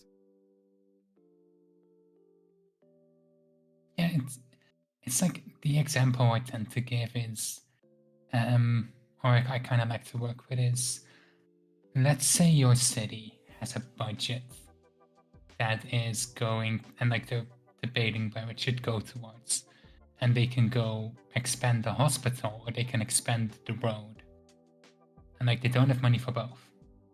They can expand one of the two. What you think should be done with that money is politics. It may not seem as grand or important as debates on racism or trans rights or abortion laws, but it is still a form of politics that will affect you in your day-to-day life.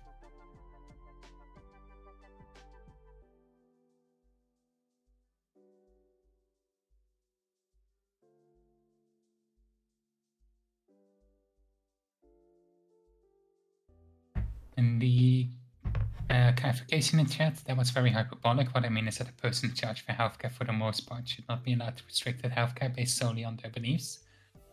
I agree there. And that's what anti-discrimination laws are for. That's also politics. Yes. Which is political again.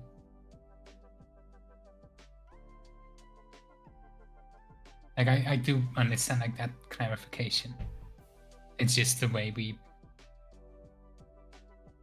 talk about it can be specific.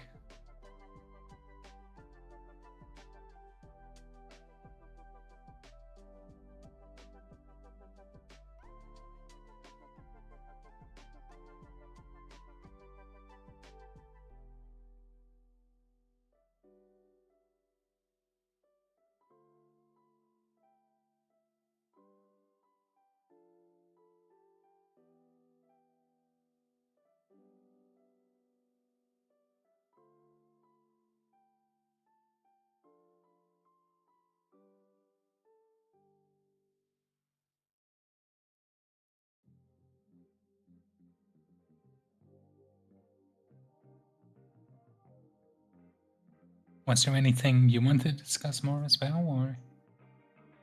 I think I've kind of in my like focused on painting mode. Yeah, I'm also like, am I distracting too much? Am I? You are not distracting at all. Good Lovely, 'cause background then noise. I don't have to talk. Yeah. I'm just trying to get a feel for like, what should I do? I have you here because I trust you. I think people deserve to hear your perspective. And part of hearing your perspective is giving you the space to talk. You hear that? Aeronock thinks I'm valid.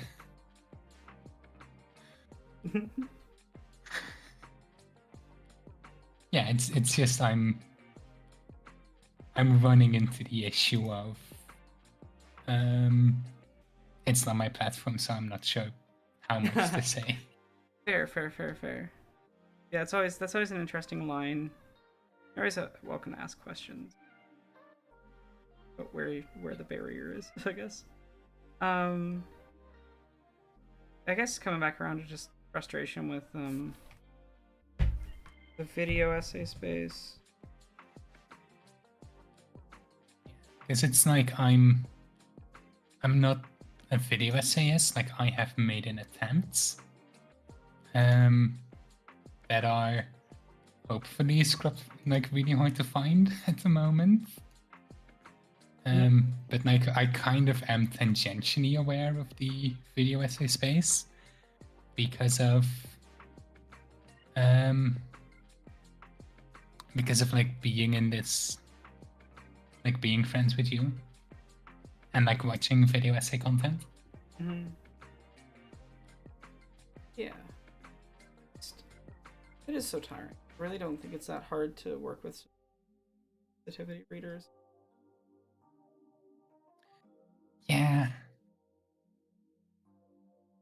The part that like just really gets to me.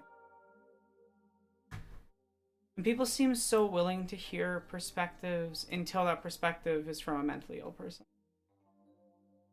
Yeah, and of course, like this is not unique to like mentally ill people. There are a lot of people talking about the experiences of Black people without ever asking a Black person for their perspective, of course. Yeah. Which is also absolute bullshit. But in case my accent and my voice don't give it away, I'm very white. So it's not an experience I can talk on a lot. Yeah, well, I mean, we all have only so much experience with things. And part of the point that Turb and I wanted to make with the Jubilee video was that, like, there isn't just value, but importance in having conversation and solidarity with marginalized experiences that you don't personally. And yeah, definitely frustrating that I think a lot of people can't extend that understanding to mentally ill people because, and I mean, it is the sanism, but it's the thing of like, oh, well, they're crazy, they're insane, they can't possibly be able to express, you know, their own experience. So I'm just gonna read what a psychologist said about them. Oh, that psychologist was a eugenicist from the 50s? Whoopsie! The frequency with which that I've encountered that is uncomfortable. It is also like whenever you look up, just in general, like a source and things, and it's like, oh, they're fucking bigoted. Mm-hmm. Yeah. I also like, I keep seeing this in like the restream chat and in like that's like on screen and in YouTube. I think YouTube doesn't show you when your message is picked up by auto moderation.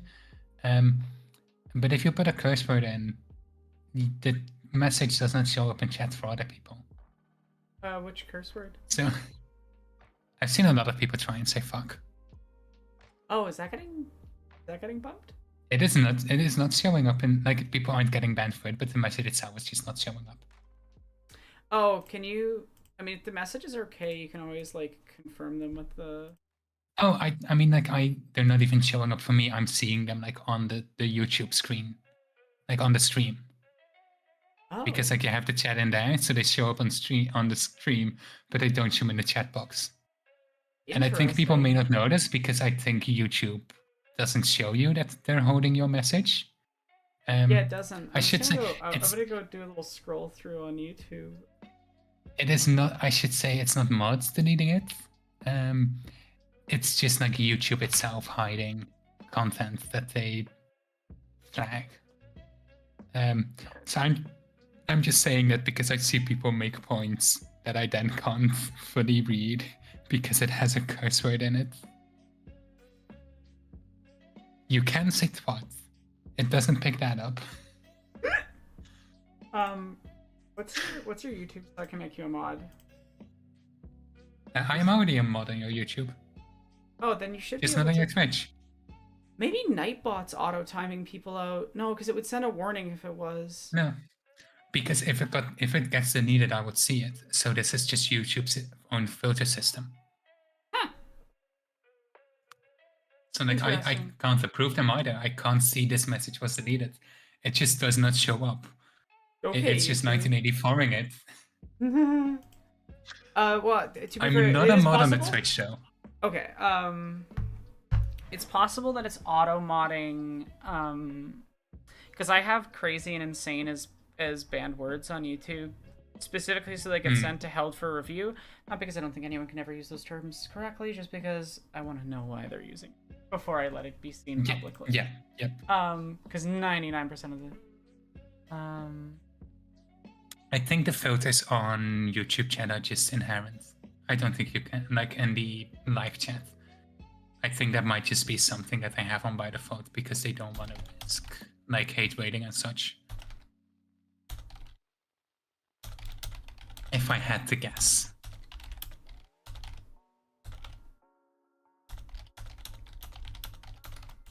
One second, I'm just responding to a comment.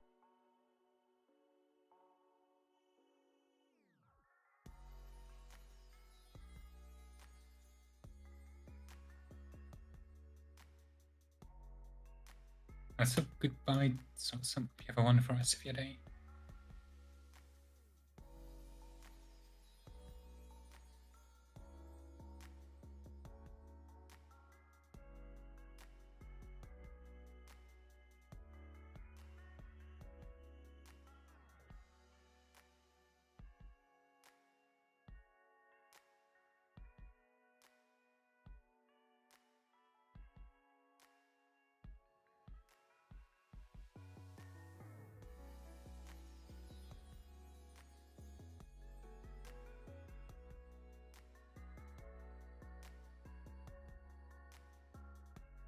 I say bonnets to YouTube.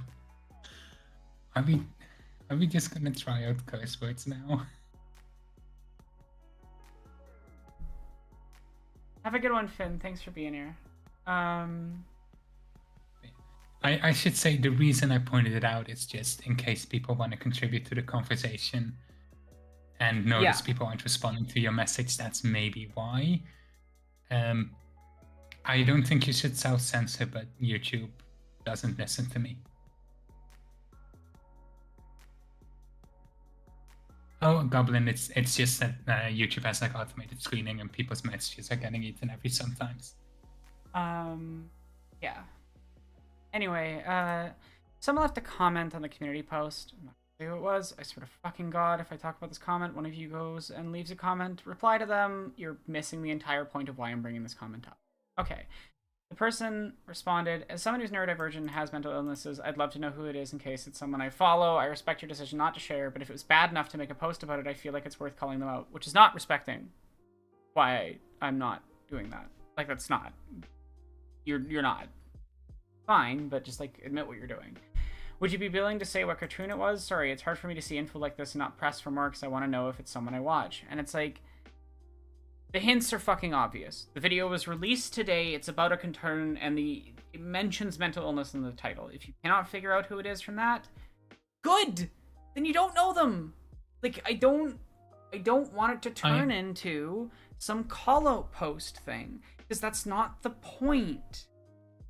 I also think genuinely, if you're genuinely worried I might be following this person, if you are listening to us talk about what the issues are, about how it's harmful when you use mental illness as a narrative trope, if you hear all of those things, you will identify the video right away, and without even remembering this conversation, you will go, this sounds sanist, I don't want to watch this. If I give you the tools to analyze sanism in things, right?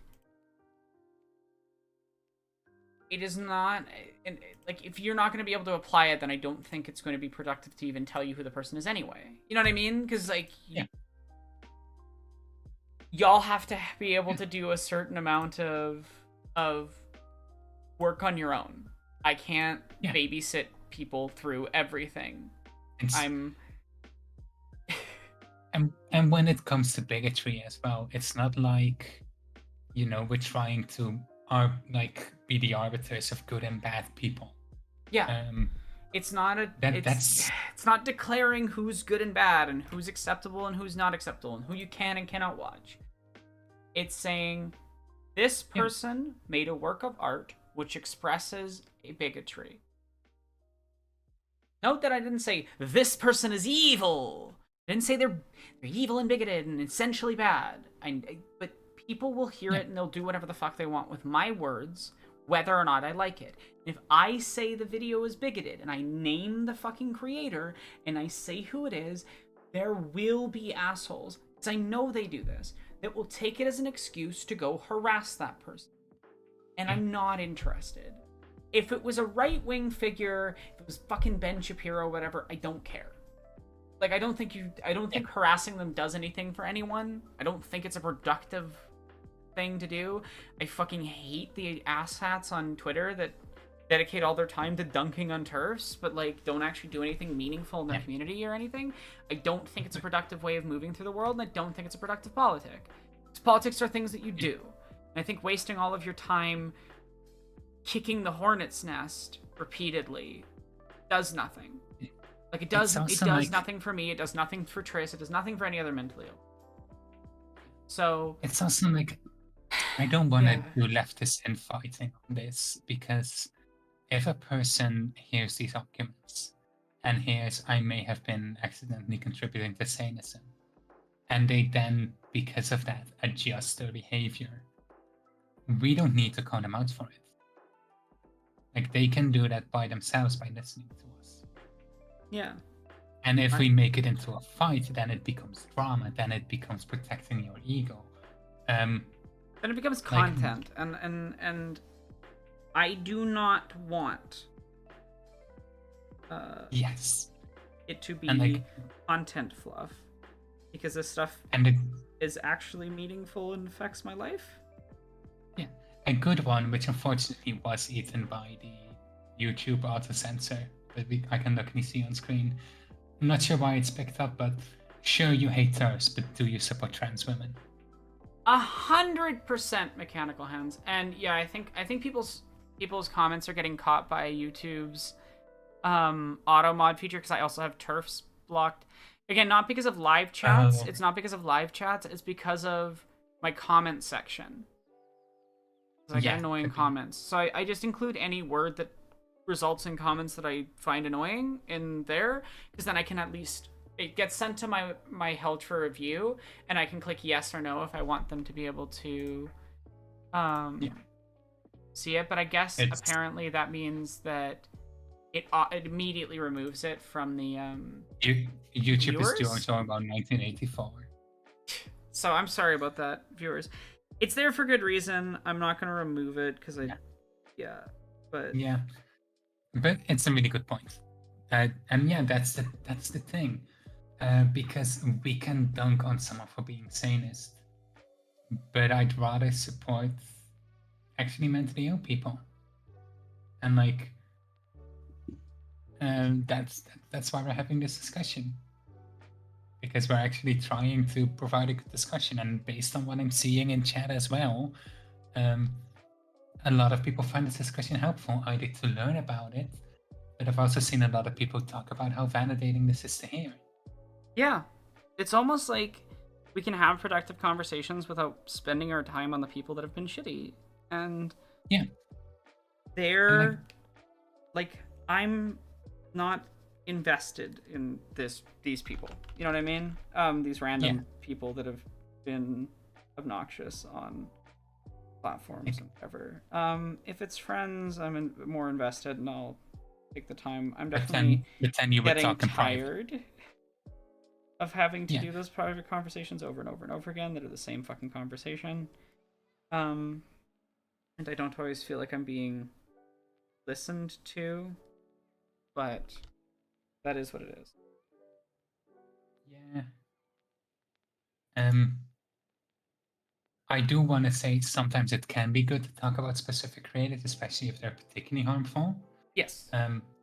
But in the case of a video essayist made like one essay, or a streamer had one stream in which they did something sanist, is not worth creating drama over. And it's not drama. I want to be clear. Oh yeah, Talking but like about if bigotry is not drama, but if we call that person out, they will turn it into drama. They will farm. Yeah, people are likely to farm it for drama. Yeah, and I don't want to be the debate dipshits next drama farm where they get to go, these wacky woke schools are going after everybody. I definitely am not telling my audience to harass this marginalized person, but I'm going to imply they shouldn't. Because no, I've seen enough of my friends get harassed by those creeps that I don't need it. I'm good. Nope. I'm good. They harassed me enough when I was still on Twitter. I do not need to go through it again. Thank you. Yeah. And like, no, thank you. You know, when it does come to somebody needs to be called out for something they've done, I think So Bunny's recent video is like a really good example of how to do such a call out. Yeah. This is a very different situation. Yeah, we're not talking about someone who's like their primary purpose on the platform is to spread bigotry. Yes. Whereas I would say the behavior of people we're also not gonna name for our own safety.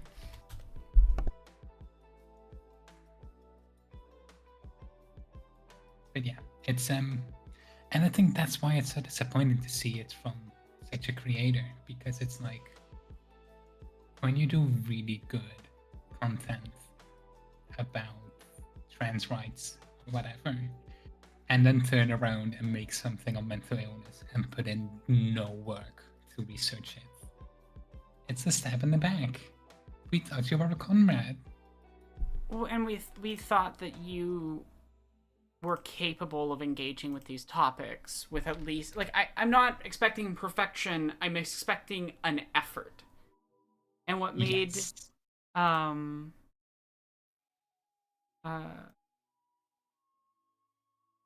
what made this situation frustrating is because I think this person is genuinely ignorant.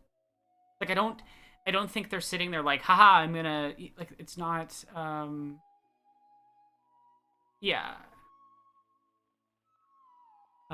Yeah.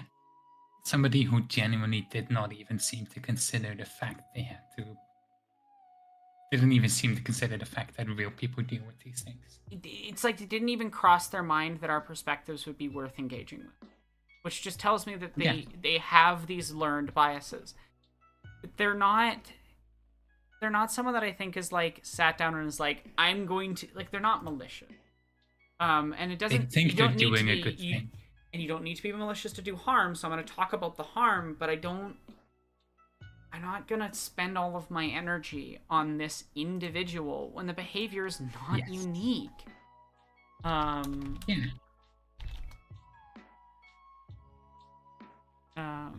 Like it's just not unique at all. Not special for doing that. I so wish it was unique. I so wish there was just ableism George, and if we got rid of ableism George, nobody would be ableist, but that's not how it works. Yeah, and also, again, I cannot stress enough, attacking one person doesn't deal with a problem.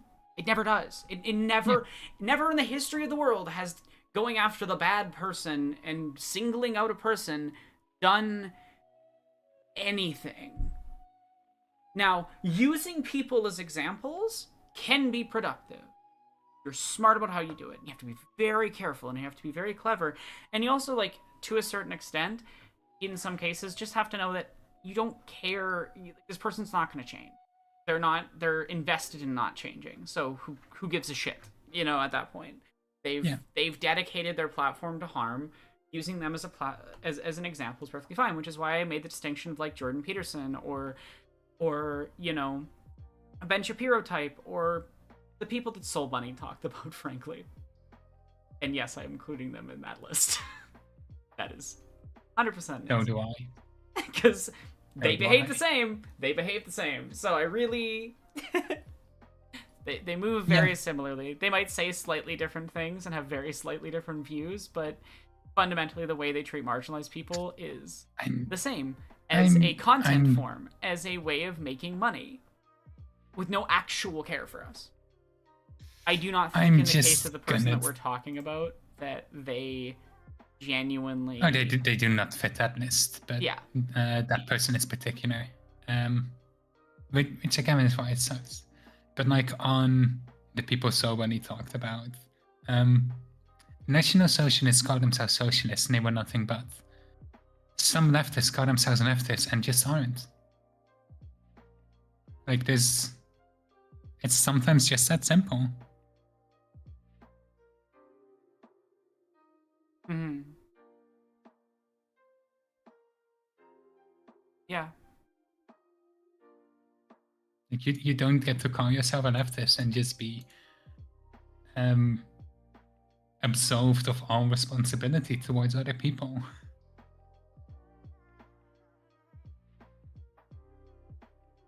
Yeah. And what's weird is I forgot, but this creator's made a video before that touched on elements of mental illness, and it wasn't hated by people who have that experience, right? Yeah, apparently their second most recent. I just never saw that video never got recommended to me, I guess. So I'd be curious to look at it and if it's all right. But yeah, this most recent video is oof, disappointing. Yeah, I mean, looking at the thumbnail and the name of the video, I am. Yeah. Mm-hmm. Yeah. No, I'm feeling a certain type of way. Yeah. So I don't know. Maybe this person's just that's their thing now. It's good. Poorly talking about mental illness. I mean, like, it's not like it was that well received, so I hope this isn't gonna be like not that like large in views compared to like other videos before. So I hope it's not a pivot. You would hope. You would hope. Yeah.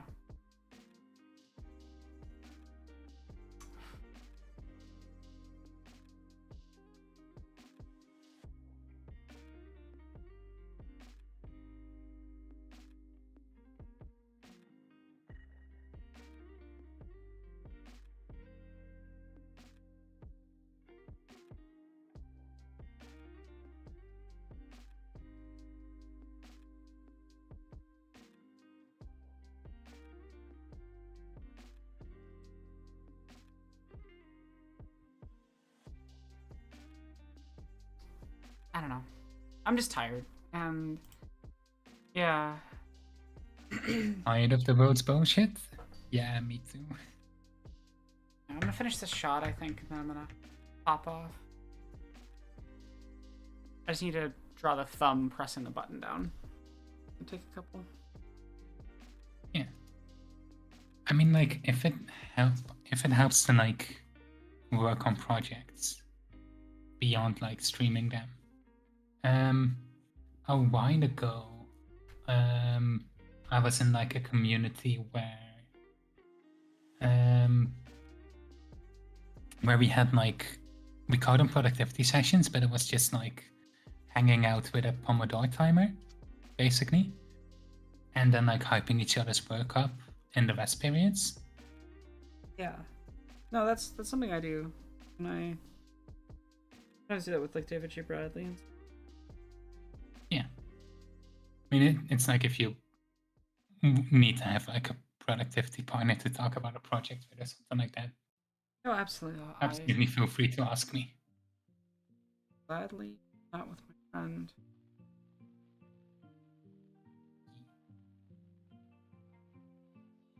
Yeah, but is this stream gonna stay up? I don't know, because I feel like I've maybe said some things that could easily be used to figure out stuff. Yeah. Yeah. I mean, yeah, you have my permission to do whatever you prefer with it. I mean, not that you specifically need it, but like. No, but I appreciate it because we were talking about your experience and stuff. I might leave it up, If people want me to leave it up, I'll leave it up. But I haven't said anything that I would like to be scrubbed from the internet myself. But I would understand if you would want to take it off. yeah.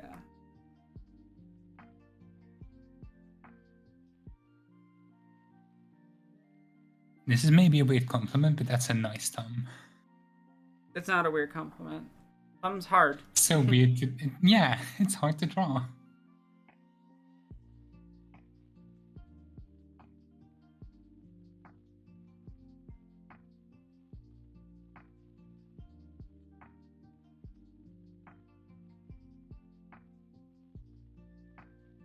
Maybe one of those shots that really depends on just like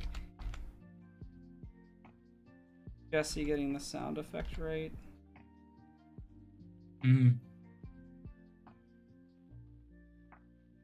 Because really, there's not much I can do with thumb press, boom, button press. You know what I mean? Like, it's Yeah. not gonna be a long shot. I basically just need to like have it last around, like just long enough that people can register what is happening.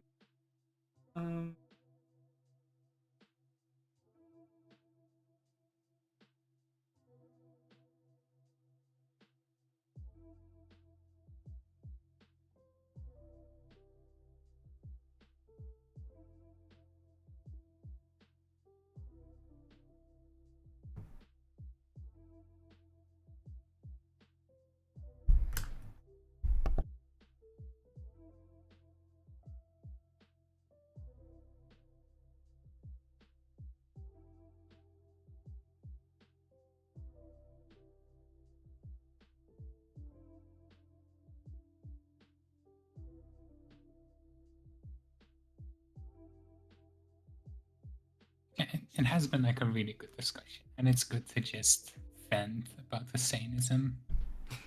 Yeah. No, I think we've had a really productive conversation throughout today. And I'm really glad that like you and Haley were able to hop on. That worked out nicely. Yeah.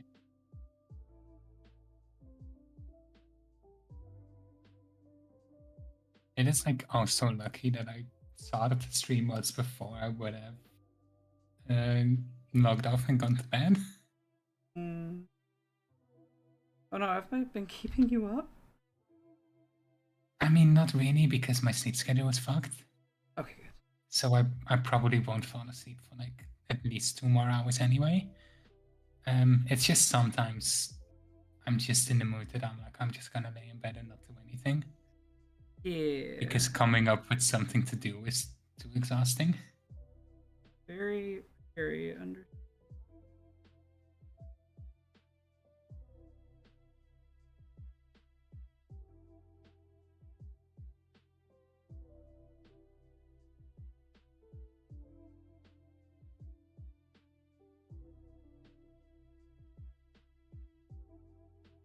That looks really good. Look at that.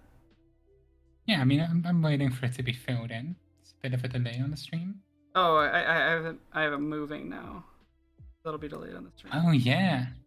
Okay. Yeah. Excellent. Yeah, we did multiple it's just fully gotta... animated scenes today. How about that? How about that? Almost done. And then Jesse's gonna do the audio on it? Yeah, Jesse's audio editing this entire thing.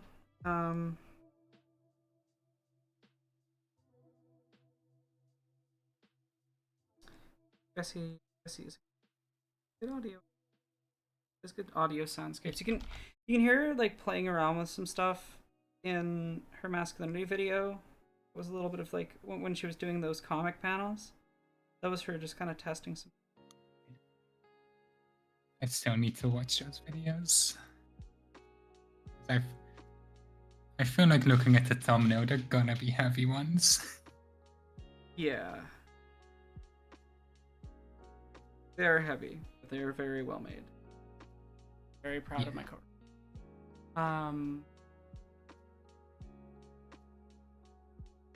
Yeah, that's a good shot. That's boom, boom, cut, boom, cut, boom. Yeah, Chef's kiss. I got the timing down. So that is 3. This shot needs some touch-ups, but it's almost done. 1, 2, 3. Oh, sorry, no. 1, 2, 3, 4, 5, 6. That's 6, 7, 8. 8 shots are finished. Some of them, you know, are used multiple times. So, Yeah.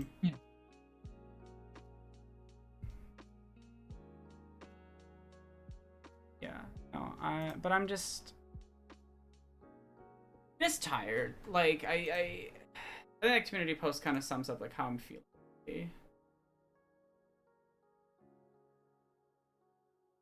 I don't think I've actually seen it.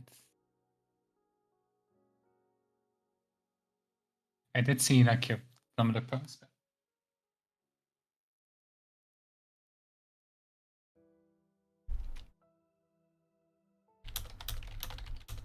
Oh yeah.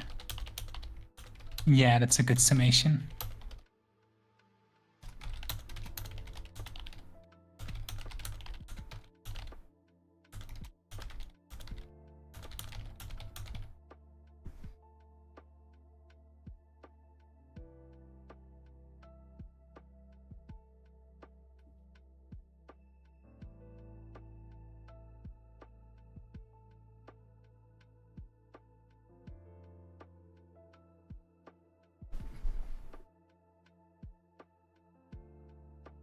I love people just inventing shit to be mad at you about.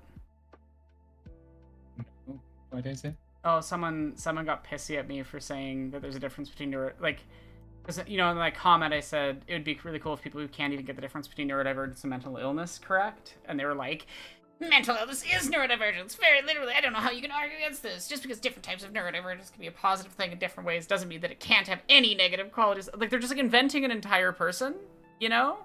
Like, just off of the first sentence, didn't read the rest, didn't register that I said I'm mentally ill and neurodivergent. Like,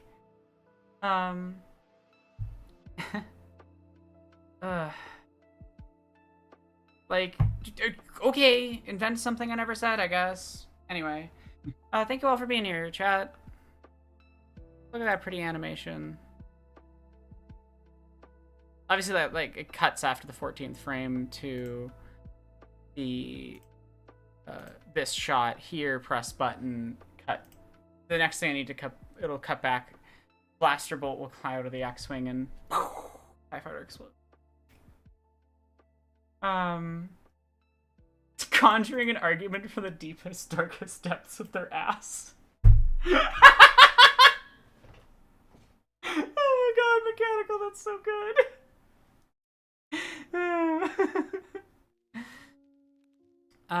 Anyway, I'll probably see you all later this weekend. Yeah, I'm gonna I'll leave the stream up for a little bit, but I don't think I'm gonna leave it up forever. So if anyone who's like caught part of it and wants to see the entire thing, I don't know, maybe I'll download it and put it up on Patreon. Oh yeah, or maybe like unlist it and put the link on the Patreon. That's kind of where I'm thinking. And like, yeah, people can still access it, but it doesn't like, it can't really be used to like drama farm out of you. Yeah, that's yeah, because I just don't want to be drama farmed. Totally get that. Yeah.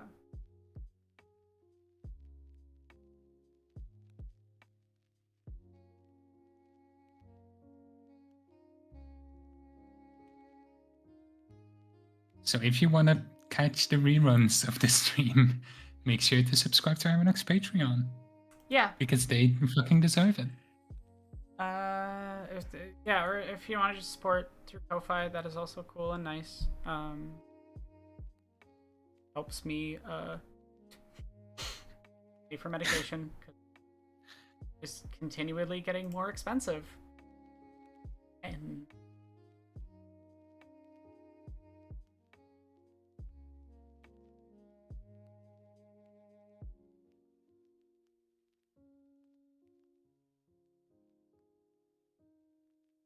I'm glad we did the stream because I'm feeling a lot better than I was earlier.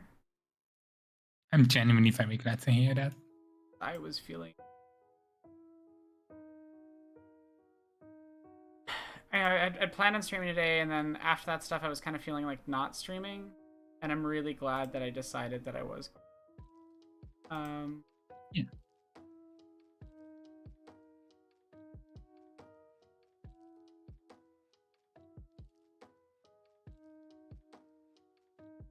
Yeah. Anyway, take care.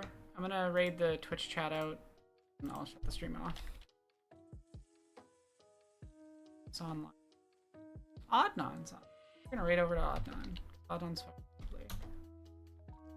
Apparently he's playing Minecraft. So yeah, Twitch viewers, please stay for the raid. YouTube viewers, have a good one. If you haven't, maybe go watch Turb and my video that we just did. Because it's not my channel, it's on Turb's channel, but it is. Yeah, I did 95% of the editing and it was very 50-50 on the recording, so. And it's a really, really good discussion.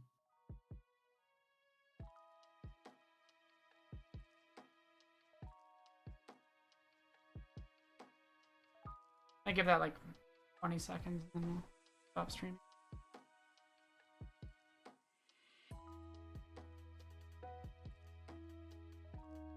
Yeah, the way